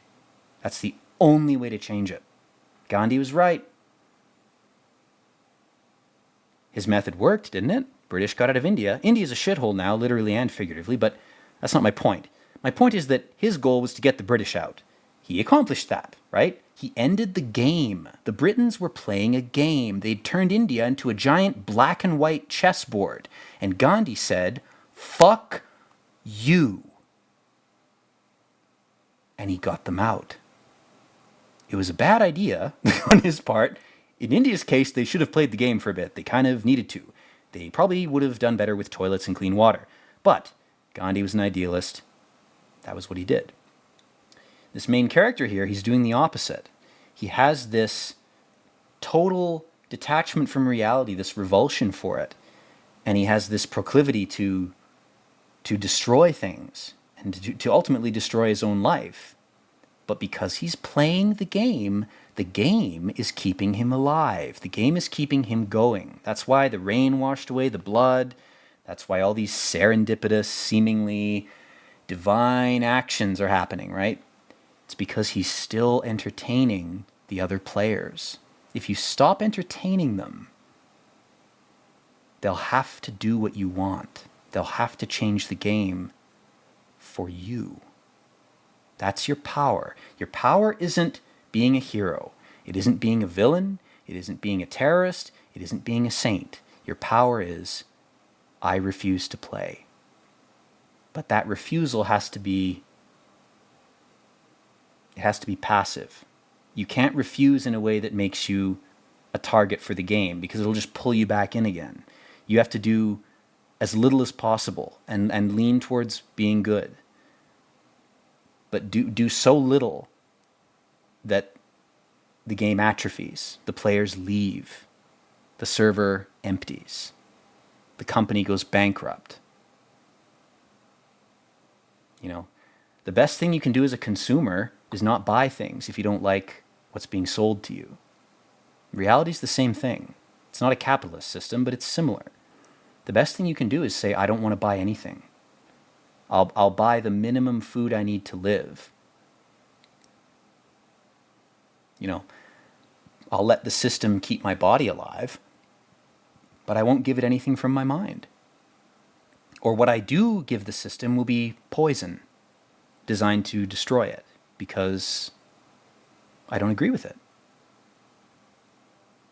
It's my advice to all of you watching, including the agents if there are any. If you have half a brain, you know what I'm talking about.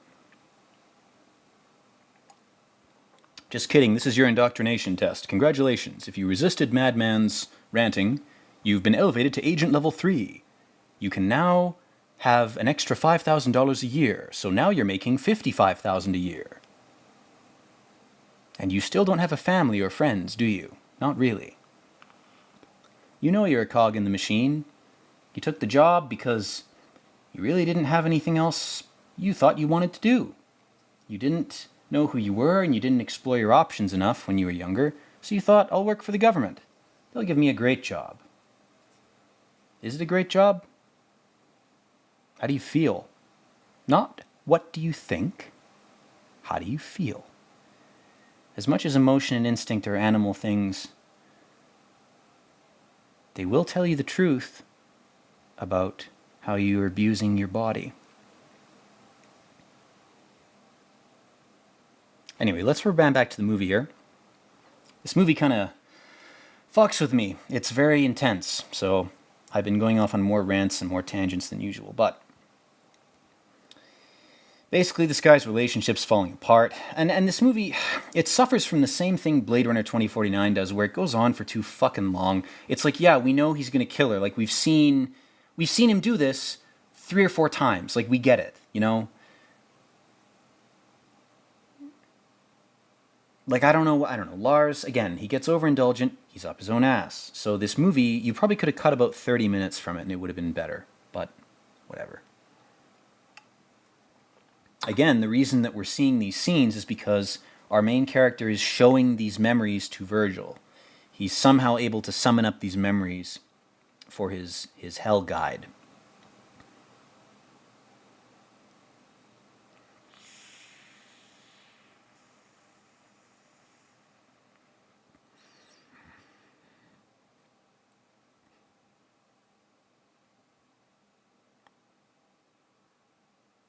I love it. It's like he's directing her.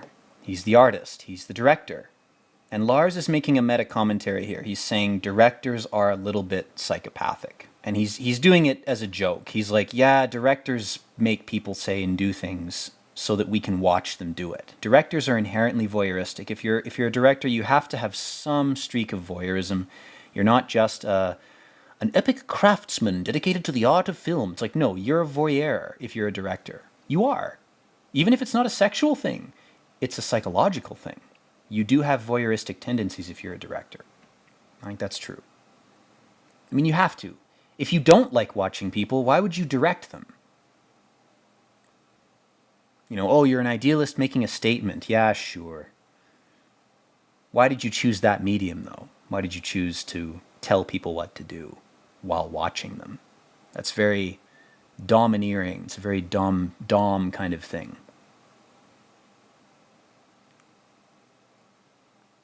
And I love it. He's already orchestrated the fucking region of the apartment block so that no one could hear her. I think he killed all the neighbors. Like, he did something insanely elaborate. Like, he orchestrated the whole, again, like a director. He cleared the set. He got everything prepared for his little performance here.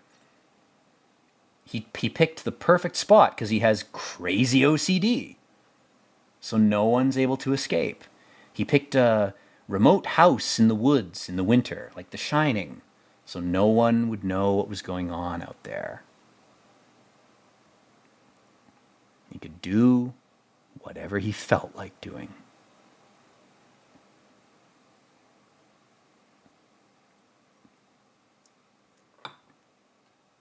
And he's just enjoying it. I mean, he enjoys this. He's such a sadistic prick. He's like, you are so fucked. No one's coming to save you. Good God. This hell of a town. See, this guy, he grew up in hell. So going to hell with Virgil to him must have been a surreal experience. He's like, oh, this isn't as bad as Earth. Like, he's like, this isn't as bad as where I lived. He's almost relieved to be in hell. That's why I think the unspoken or unwritten subtext to this guy's just a straight up demon. He's not even a human. He doesn't even have a soul. I think he was brought here just to fuck with Virgil. It was God saying to Virgil, you're slacking in your job. You need a real challenge. You need a soul that isn't a soul. I think Virgil's actually the true main character of this film. The real main character is Virgil because he is as close to the viewer as any character in this. We, like Virgil, are just listening to this guy, jack off to his memories. But that's only the surface level aspect of it. He's not actually, I don't think he's even proud of what he's done. I think he's just proud to be able to show it to Virgil. It seems like he takes more pleasure in telling Virgil what he's done than he does in doing the acts on Earth. Like, so it makes this movie so great. It's why I wanted to do a commentary on it, because it has some nuance to it. It's interesting. There are multiple ways you can interpret it. Like me, you can apply a whole bunch of crazy theories to it offhand. You can pull them out your ass. Lars would approve. But it's just, I really think the hidden main character of this is actually Virgil. This movie's actually about Virgil being educated.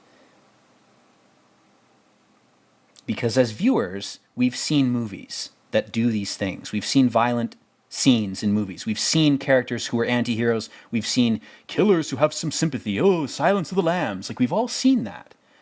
What we haven't seen is this particular story. And Lars is treating the viewer like Virgil. He's saying, you haven't seen this guy. That's what makes this movie great. And again, it's Lars promoting his own movie within the movie. And any good director worth their salt will know how to elevate their own film as it's happening. Oh, don't cut her boobs, man. Oh, don't do that. There's a shortage of perfect breasts in this world. It'd be a pity to damage hers. That's a Princess Bride quote, which is a movie that I might do a commentary on after this, just as a palate cleanser, because this movie is extremely dark.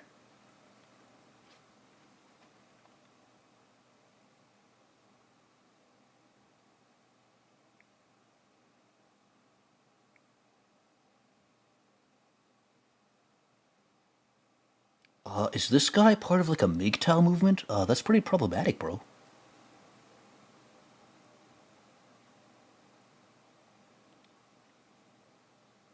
And he's talking about original sin, about guilt. He's like, why are men susceptible to the mind virus of guilt? Well, it's because we are warriors and fighters, and if you fail to kill the boar, your tribe starves to death.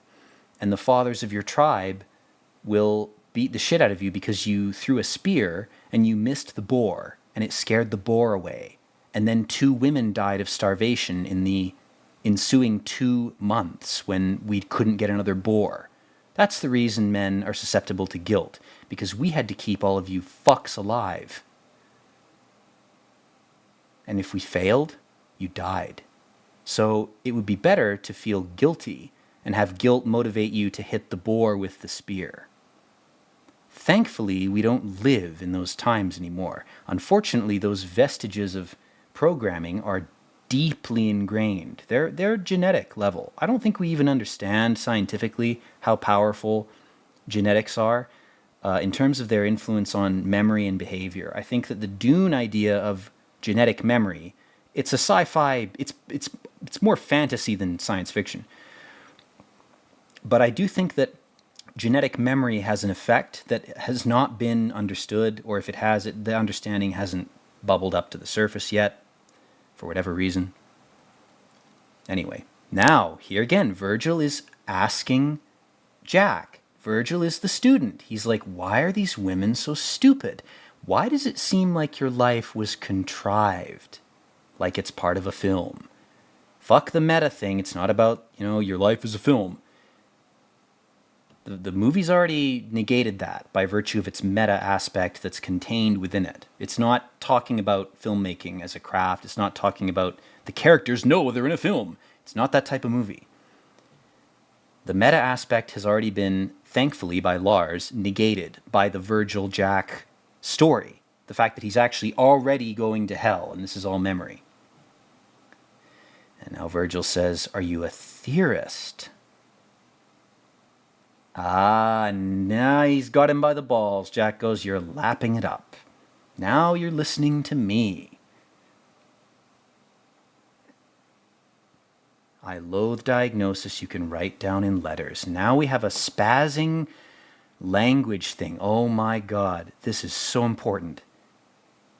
Language creates boundaries between good and evil. This is so fucking important.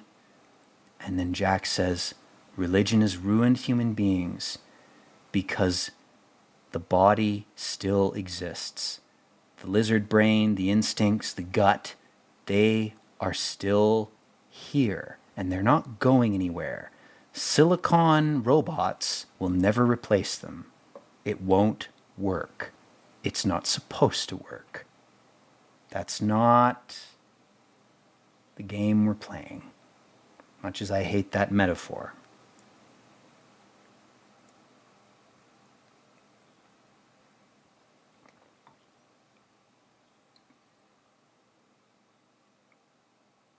And he's saying, is flesh rotting good or bad? That's a hell of a question. He's like, well, it's just matter breaking down, going back to the earth. And he goes, well, it's not good or evil.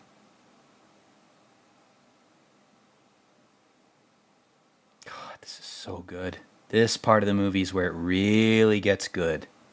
Really gets good.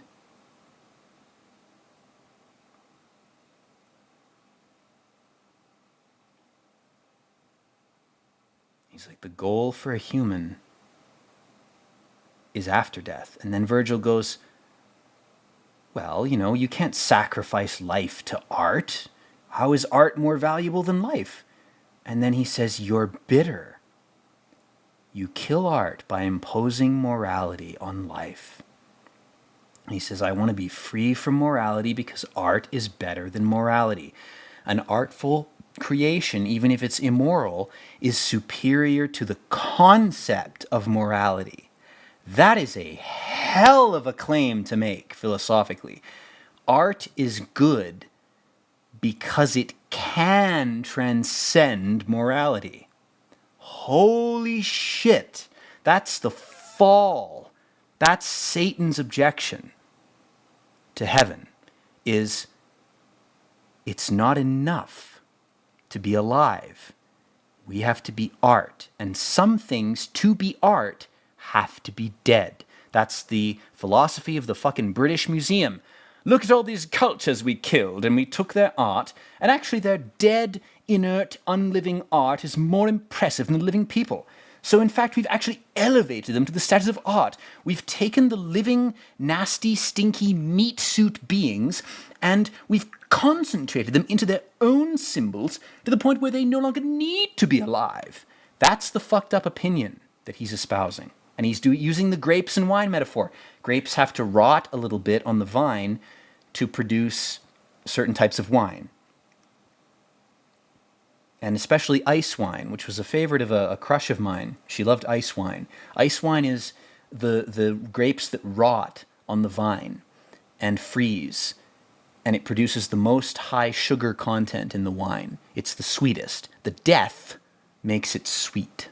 It's a very vampiric, fucked up way of looking at things. But this movie is directly referencing it. Even the mold, the death and the mold elevates the sugar, makes it sweeter, sweetens the wine like you would sweeten blood with suffering, like adrenochrome. And then Virgil goes, well, without love, there's no art, and you don't seem to have love. And he says the great metaphor is not right. It's just decomposition. It's a natural process. Decomposition isn't a way to salvation, is it? Is what about your house? He says, you can't quite convert me.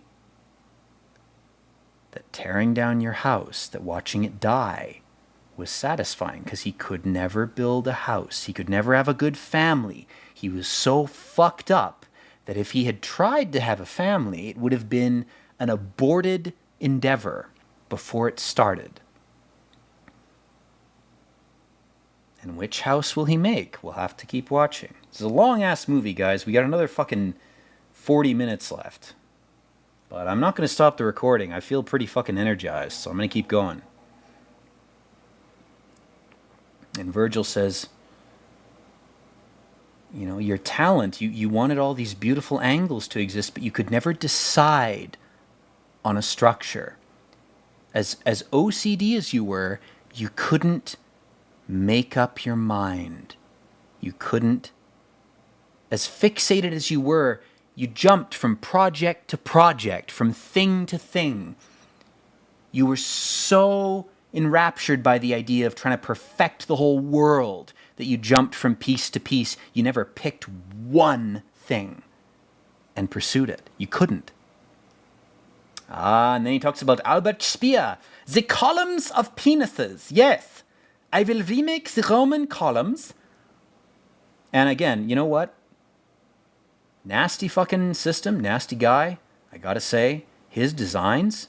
If Albert Speer had had Minecraft, he never would have had to work for Hitler. See what I'm saying? See, the Neo-Masons, or the Neo-Sons, or I like how Neo-Son is like nuisance. Neo-Sons, nuisance. The Neo-Sons, which is my Masonic chapter that I'm starting right now in this video, we make things in Minecraft. And we do so because it's less unholy and fucked up, and it can be perfect. Minecraft is a perfect cube system. It caters to the autism of everyone and anyone who wants to participate. And every Minecraft server I've ever played on as a youth and even as an adult have been great. They've been a lot of fun. People are very welcoming. It's a good community. Things are very positive. I'd rather build a bunch of Minecraft shit and shoot the shit chatting with people than start a world war because I'm so autistic that I want white columns to exist and only white people to walk amongst them. I feel like virtualizing the autistic impulses is probably a good thing. As nefarious as the digitization of everything is, maybe there's a good side to it. I don't know, guys. I'm starting to think there might be. I love it. Virgil's like, the screeching planes were bad design in World War II. And he goes, no, the screeching was designed to happen. Sirens were attached. It was to placate the animal instinct to flee from a loud screeching noise, like a bird of prey or some kind of predator. Jericho's trumpet. He's hitting Virgil with everything that is inherently evil about reality that Virgil hasn't thought about. It's beautiful. It's so satisfying.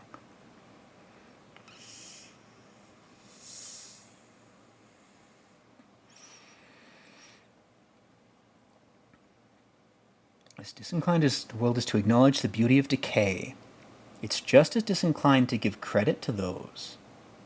No, credit to us who create the icons. Now, icons are an interesting thing. Baudrillard describes the iconoclasts and their realization in Simulations and Simulacra. He says, the iconoclasts thought that if they got rid of icons, people would worship the real God, which was an imaginary, immaterial thing. The problem is, human beings and their sensory faculties are so fixated on physical objects and patterns and perfect right angles and epic cathedrals that if you get rid of the icons, you get rid of the idea behind them. People cannot perceive whatever magical platonic perfection without some imperfect representation of it to hypnotize them. It's not possible. You have to give them something. And again, Virgil's like, well, what are you, justifying the Holocaust now? Let's take a break. We'll be right back. And Virgil counters him. He says, what about Buchenwald? He says, there was a tree. A white tree in a courtyard of stone.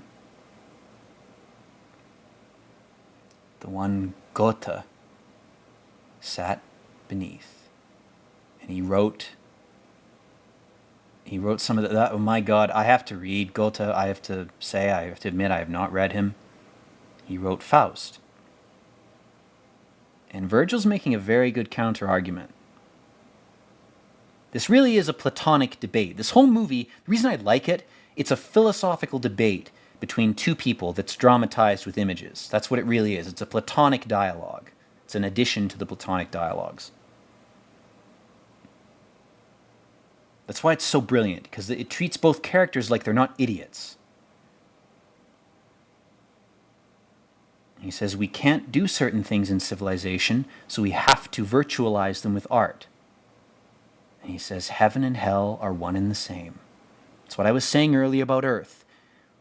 we're all in heaven, but we didn't want heaven to be heaven. And heaven is whatever you want it to be. It's not God's little jack-off parlor where we sing hymns to him all the time. Not everybody would want that. And if souls are souls and are individual, they have different desires.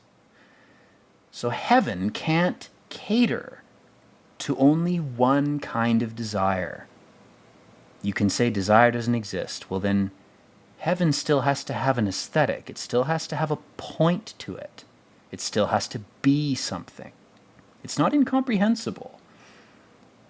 Even if it is, it can't be totally inconsistent and chaotic, or it would be worse than hell.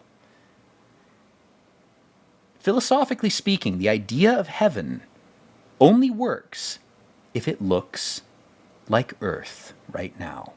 A chaotic mess of a bunch of people's different desires colliding because everybody wants conflict. We want challenge. And in that sense, the game metaphor has some merit to it. But it's an oversimplification. The better metaphor is the world is a stage and we are merely players. I prefer that conception of reality. Not that my preference matters, but that's what it is.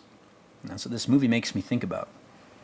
Now we have a very epic scene of extremely racist, nasty shit.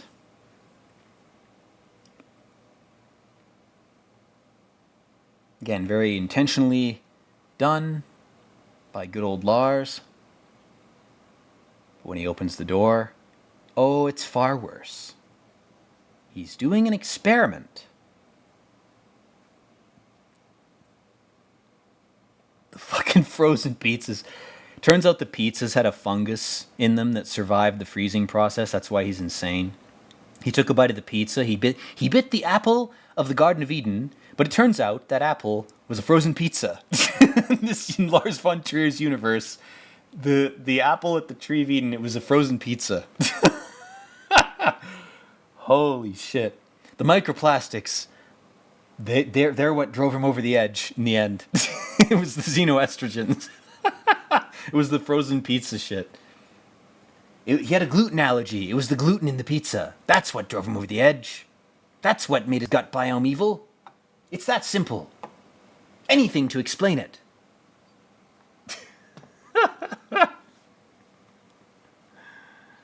Oh, guys, some things can't be explained. Nobody accepts it, though. We all have to have our little personal explanations for everything, don't we? We pretend to agree with groups, but you always have your own personal explanations. Just most people don't have the balls to say what it is. They're worried they're going to be oppressed or attacked for it. How much more oppressed can you be than to be oppressed by being here? How much worse can it get? It can't get any worse. Just live what you feel is true, and you may suffer for a while, but ultimately, you'll be better off. And I love it. The guy, again, in an act of divine, intervention in his fate, the dude's like, that's not the right caliber of bullet, and he's right. He's telling the truth. He's not trying to stall to save his life, which is what would normally happen in a movie like this, right? This character would be like, fuck, I gotta stall this guy. I'll say he's got the wrong bullet. It's like, no, he's legitimately pointing out that it is the wrong type of bullet. And he's right. And the guy, he leaves to get the right kind of bullet. My God, man. Oh. Lars, here's my applause for you, man. Holy shit, dude. If there's any kind of a god and any divine kind of force, you deserve to be saved, man. You are one of the realest real ones, man. You've done what few artists were willing to do with their work. And then we have the guy from Solaris, the insane clown posse guy. He's like, these are not Full Metal Jacket. For all you ammo fags out there, this guy's a bad ammo seller.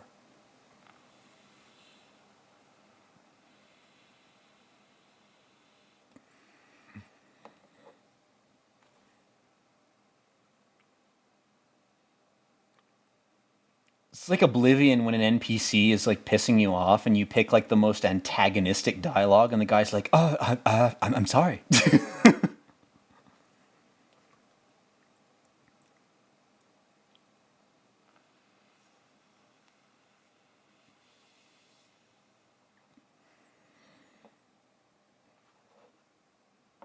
Now, interesting, he's bought all his ammo at the same shop. Now, Al, A-L, what does that remind you of? A-L. When you type an L, if you capitalize it, it looks a lot like an I, like AI. So it's like the AI got his bullets wrong. That's a bit of a stretch, that's a bit schizo, but fuck it. Could be a thing, I don't know.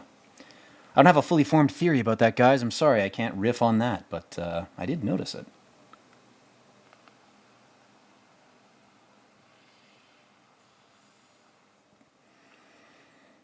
He's like, I just want one bullet.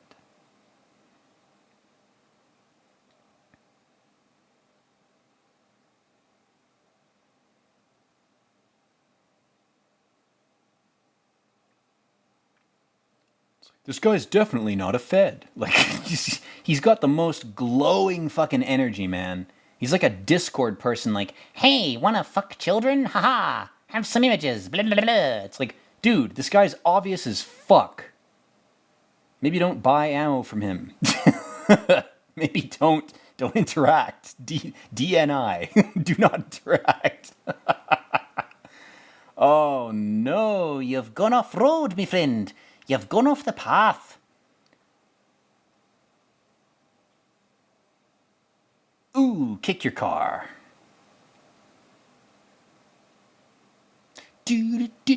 Fuck, I forget which song this is. It's a banger, though.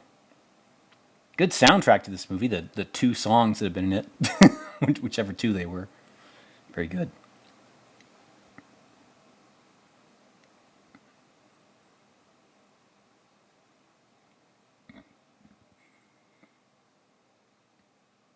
And whoa. And he's talking to his dark wizard friend, a red-robed wizard. Very dangerous motherfucker. The black-robed ones are a little more benevolent. The red-robed ones, you don't want to fuck with them. Red wizards, they're blatantly evil. They're chaotic evil, or at least they're not people you want to fuck with. Some of the black-robed guys are okay. The red-robed ones, stay the fuck away from them.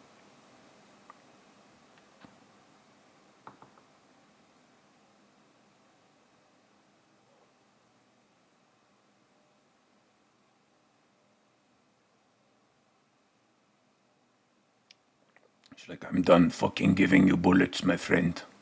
I am from He's like an NPC from Stalker. He's like, I can't sell you bullets anymore, comrade. You are tainted by the zone. You have been possessed by a demon from the zone. Man, I can't wait for Stalker 2. I hope it's good. I played the original a bit, but man, I hope the sequel's good.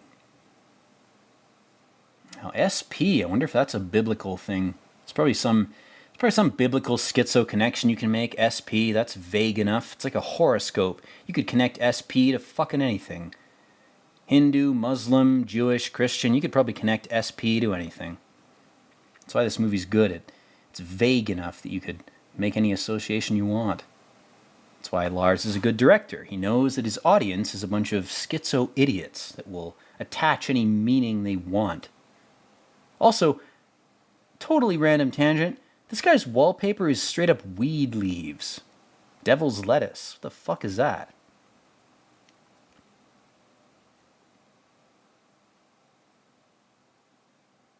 Now he's trying to sweet talk this guy. And he's like, listen, man, you're my bro. I'm telling you a story right now. I'm telling you a fucking story. I love you. I know I may owe you debts, and I may have caused the cops to fuck with you, and I'm also planning to kill you with a knife. But you know what? You're a good man, and I love you.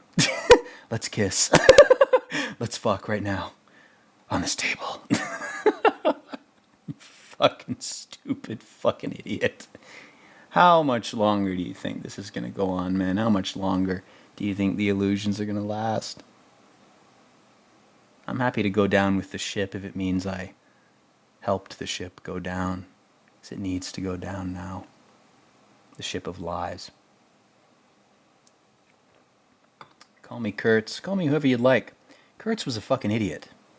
He wasn't subtle enough. I'm not going anywhere. Me neither, man. Me neither.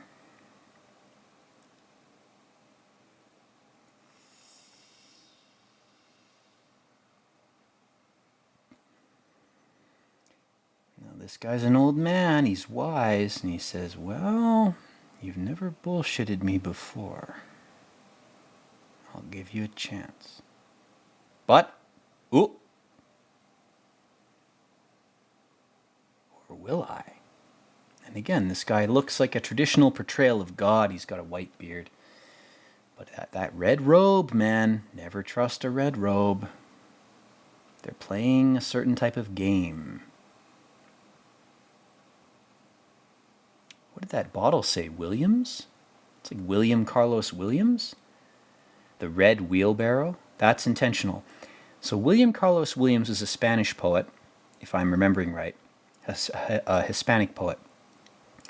And he wrote a poem called The Red Wheelbarrow, which was a minimalist, imagistic poem about idyllic farm imagery and how he was trying to enshrine it poetically.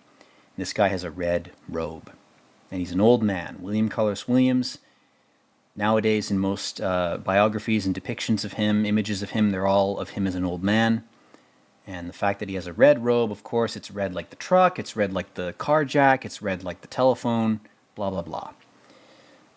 But the interesting thing about this is that whiskey said Williams on it, and that was such a quick shot. Again, Lars he's tapping into Kubrick. He's got the Kubrick DNA. He's very attentive to very quick, subtle nods in his movies. And there's not a lot of movies where my schizo overactive pattern recognition is actually relevant. This movie is one of them.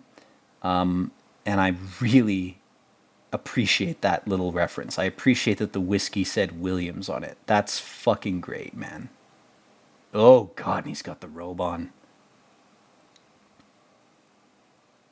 You got him. I'll put my gun away and trust you immediately. Let's get the cuffs out. Ooh, too bad you got trolled. Again, now he's put on a red robe, which is exactly what Dante has. And that's something you have to know. In the Divine Comedy, Virgil is portrayed as wearing a blue robe, and Dante is wearing a red robe. Blue and red are opposing colors, like the two hemispheres of the brain are opposing, the logical and emotional half, like the mind and the gut are up and down, oppositional parts of the body in that type of occult lore. So there's a direct reference to that that's being made. There's a contrast between two sides. And there's a Hegelian dialectic behind all of this, which is, oh, well, we need good and evil to fight each other in order to come to some kind of middle ground, Middle Earth conclusion to things. Philosophically, metaphysically, religiously, all the spheres of thought. In the mind of the Masonically indoctrinated person, the dialectic is a central value. There have to always be two sides. It's a lot like the yin-yang, black and white ethos of the Eastern religions. It's a very oversimplified, ape-brain, idiot watering down of reality into two factions, which, you know who that serves the most? It serves a tyrant who's trying to turn his own people against an external or internal enemy by portraying the enemy as being the opposite. And the synthesis in the dialectic is, well, you have to fight the enemy we want you to fight, which is a bunch of horse shit. Things are not black and white. Things are not 1 and 2. They are not red and blue. They are not dualistic. Reality is a little more complicated than a black and white checkerboard. If that's the limit of your understanding of reality, dualism, you are doomed. That's not to say that, oh, we all live in a gray nothing and everything's relativistic. That's not true either. Think about a color wheel. If I have to baby you, think of a color wheel. That's reality. Reality is not dualistic.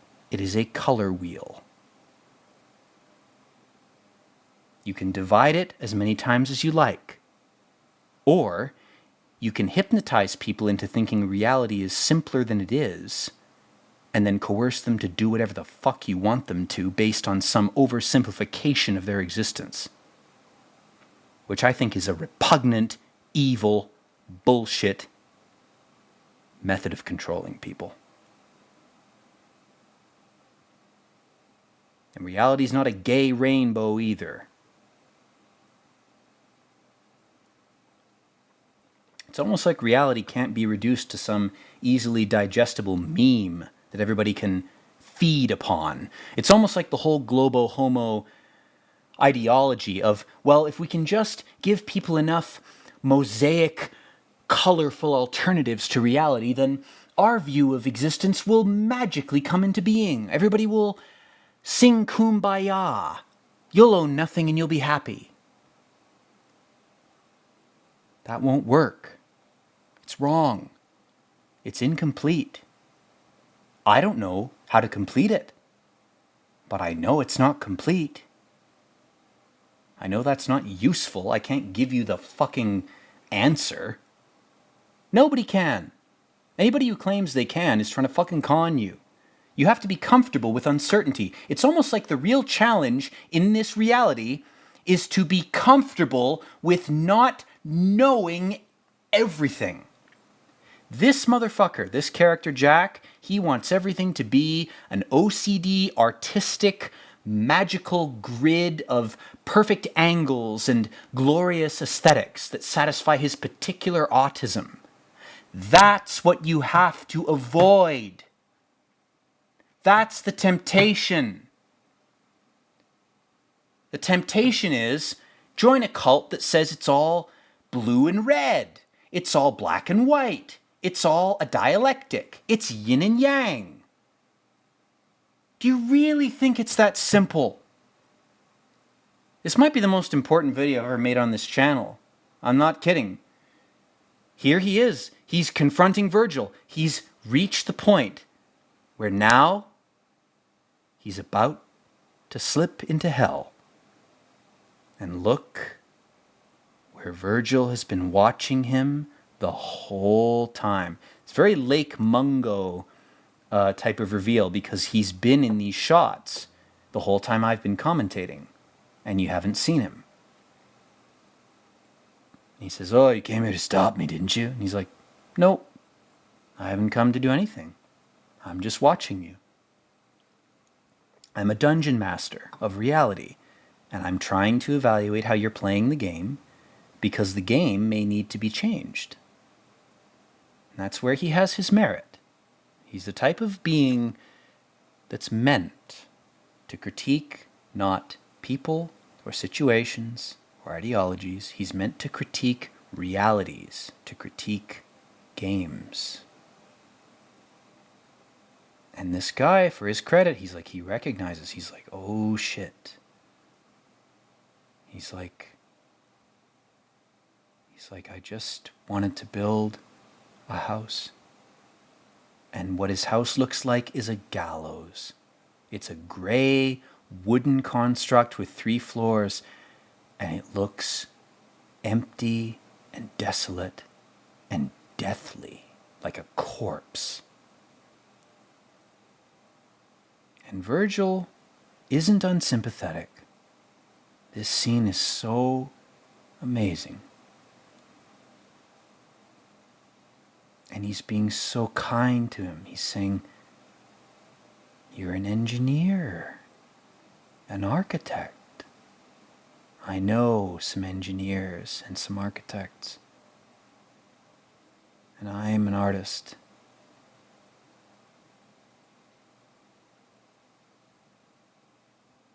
And some of them should watch this, but they never will. Even if I recommend it, I don't think they'll see it. But they should." And I feel like Virgil, powerless to change them, but consigned to watch them fail to change. Call me arrogant for that, whatever.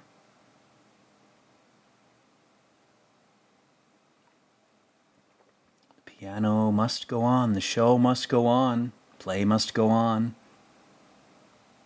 And there's his house.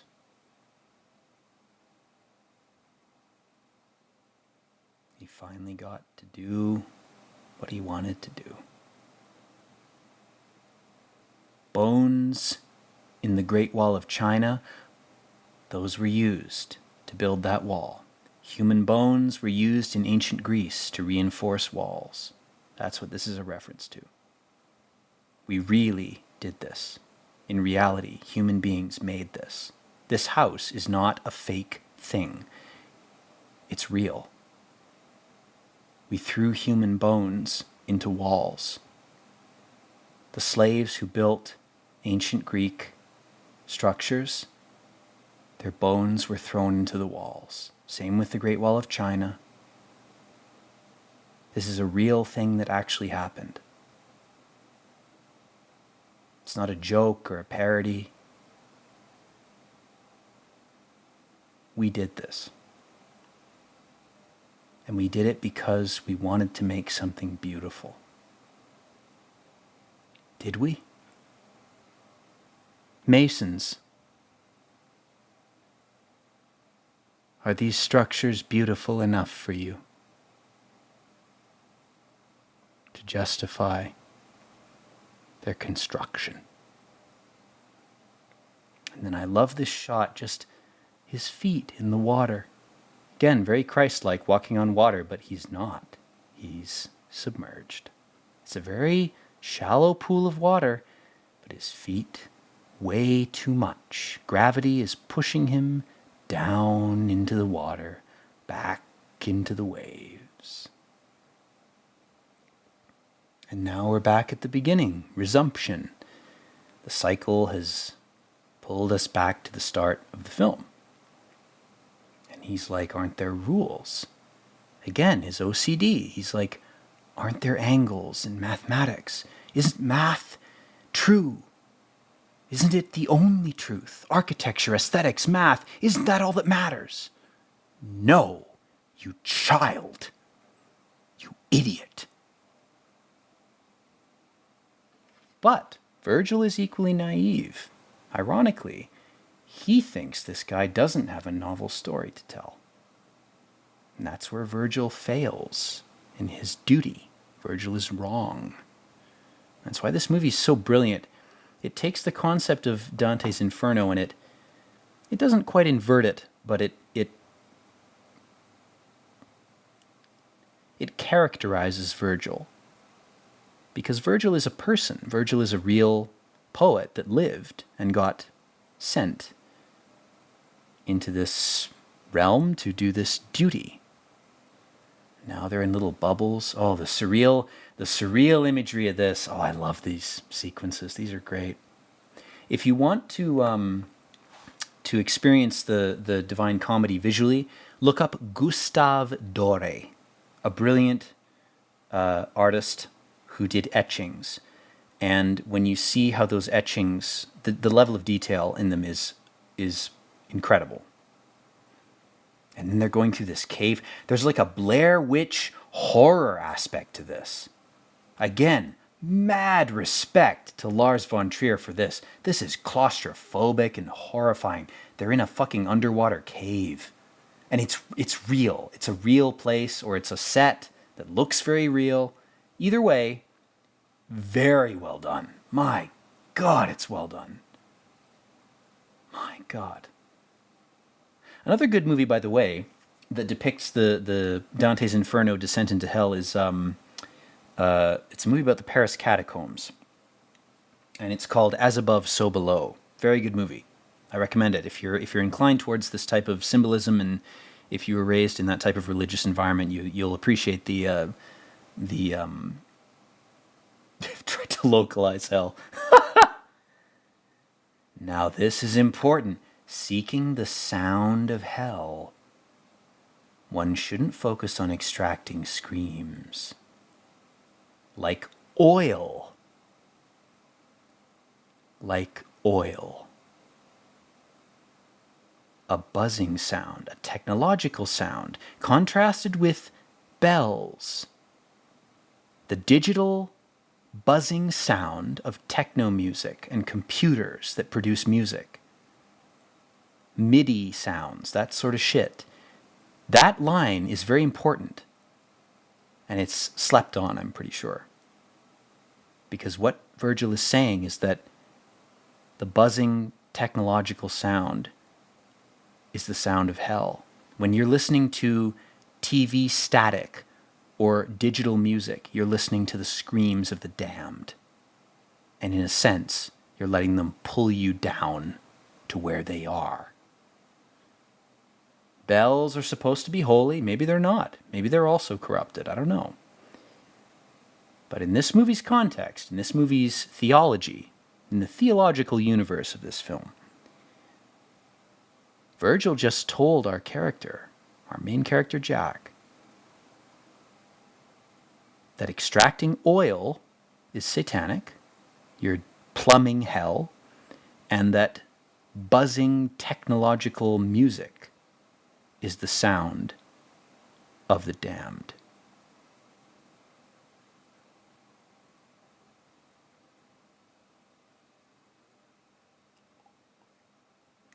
Terrific scene here with the two ladders and the burned corpses that are slowly moving in the background. And this is very Gustave Doré inspired. And now, oh, he's lost Virgil. Where's he going? Where's he gone?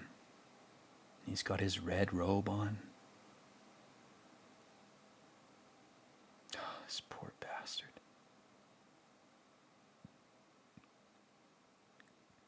He calls him Verge, like he's on the verge of hell. Fucking great.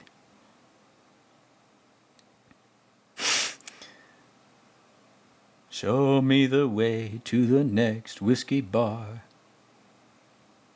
There's a kitchen sink. I feel like that's stupid. That shouldn't have been there.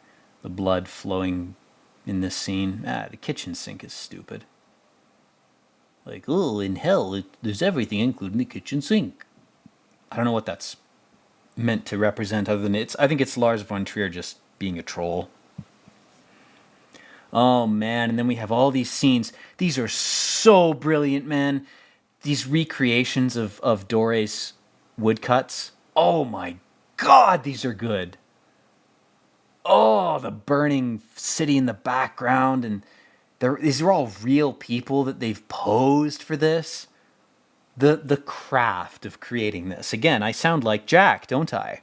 Espousing the value of art. That's what this movie does. Makes you self-conscious about venerating art, which is just illusion. Nothing more. But now, this scene here. This is a good scene. It's a scene worth talking about. They're looking through a window in a cave. There's one single column. There's a light coming through the window. What could they be looking at? It's the men reaping the grain, the farmers, the first sinners, innocent sinners, the Elysian fields. Read read the Aeneid, Book 6 by Seamus Heaney, because he describes the Elysian Fields in a way that is so heartbreaking, so beautiful. It's unmatched. His translation of that, Seamus Heaney's translation of the Aeneid Book 6, he talks about this scene, and they don't show you what they're seeing until now.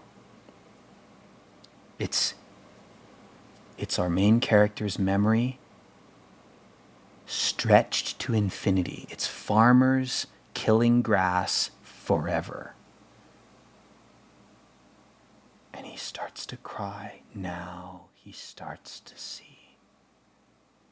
He starts to understand only after he's been brought to hell. That's why he had to go there.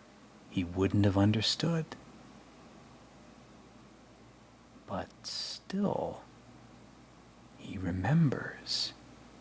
Like Blade Runner and Blade Runner 2049, he's tied to his memories in a way that weighs him down. He can't let go. Maybe that's why he's in hell. We don't know. Now this just looks like a fucking Doom 2 level. This is Doom 2 map, episode 2, map 5. The Dantean Cliffs.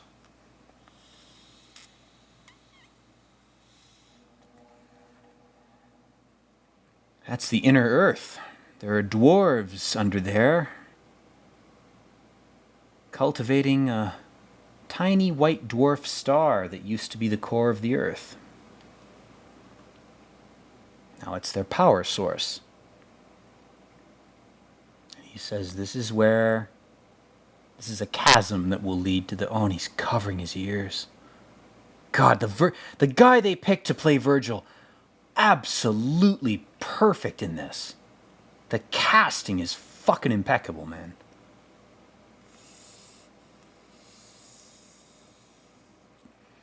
And he's acting like he's taking him on a tour of an airport. Like it's so banal. Like it's so nothing. It's like, well, this is this part of hell. Here we are. Like it's... I love it. I love the tone of it. The tone is perfect, man. And he's like, you wanted to see it all. You were so OCD. He's got his hand around his neck, on his shoulder. And he looks down. Now, what was his real temptation? Was it murder? Was it trying to justify the murder? And he goes, well, we should go back, because you're not meant to go that far down. But he's so fucking OCD. He's such an engineer. He's such an architect. He has to look right down to the bottom. He says there was a bridge here, an unfinished bridge, an unfinished piece of architecture. The ultimate temptation for this guy was never in his life. It was after his life. It was here. His temptation is, do you want to autistically cross this bridge? You can't finish it. You can't rebuild it. Do you want to try to cross it? And he says, quite a few have tried, but no one has succeeded. That is his only temptation. This guy's whole life has been a carnival show up until this point. His temptation was not in life. It was after death. That's the reveal this movie throws over you as the viewer is, shit, this guy, his real temptation is right now, and we get to see it. And he says, I'll take my chance. He says, I'd rather take the chance to go way further down in hell than I needed to for my crimes, even for all his murders, all his transgressions. He didn't have to go further down. But he's so fucked up His OCD has infected his very soul. He's merged, and Virgil just throws up his hand. He goes, I can't do anything. Oy. She had man hands. It's kind of getting Seinfeld vibes from Virgil here. He's like, well, we tried to save him, but yeah, he's too OCD. He was an engineer, an architect, couldn't raise a family, couldn't raise his kids properly. He fucked him up. He's going down to hell, but much lower than he needed to. He could have stopped earlier. He could have saved himself a lot higher up. But yeah, well, that's just how he wanted it. Fuck, man, this movie's so goddamn good. Name me a movie that's even close to this in quality. In terms of its benthic Judeo-Christian meditation on fucking hubris. I mean, this is the inverse of Icarus trying to fly up into the sun. It's the opposite. It's our character going, well, I can sneak over to heaven because I'm an architect and an engineer. I can engineer a way to heaven. No, you can't. It's not enough. You failed. You were too obsessed. It wasn't even that he was hubristic. It wasn't even that he was overconfident. It was that he was too obsessed with one thing. He min-maxed his stats in the game, to use that sickening metaphor for reality, to the point where he didn't have enough stat points at the end to do what he really wanted to do. He fucked up.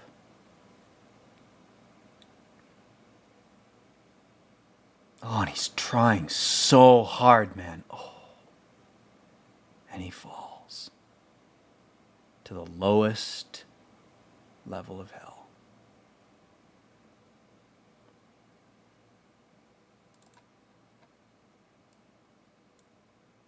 And that's the happy ending, guys. Matt Dillon. Great performance. All right, I'm not going to stick around too much longer because this is a long movie. Thank you very much for watching. I hope you enjoyed my commentary. This movie's very good, but again, the best Lars von Trier film to watch is The Five Obstructions. That's the movie that I would still recommend to you. Again, thank you for watching. I hope the commentary brought you some kind of enjoyment or satisfaction.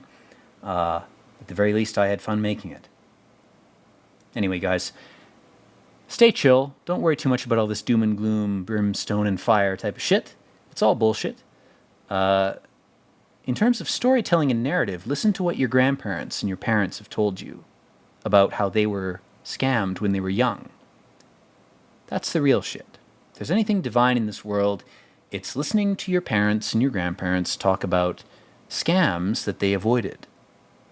I know it sounds banal, but that's the real knowledge. That's the real secret knowledge. It's not epic occult bullshit. It's how I avoided being scammed during the 1950s. That's the type of shit you should be focusing on.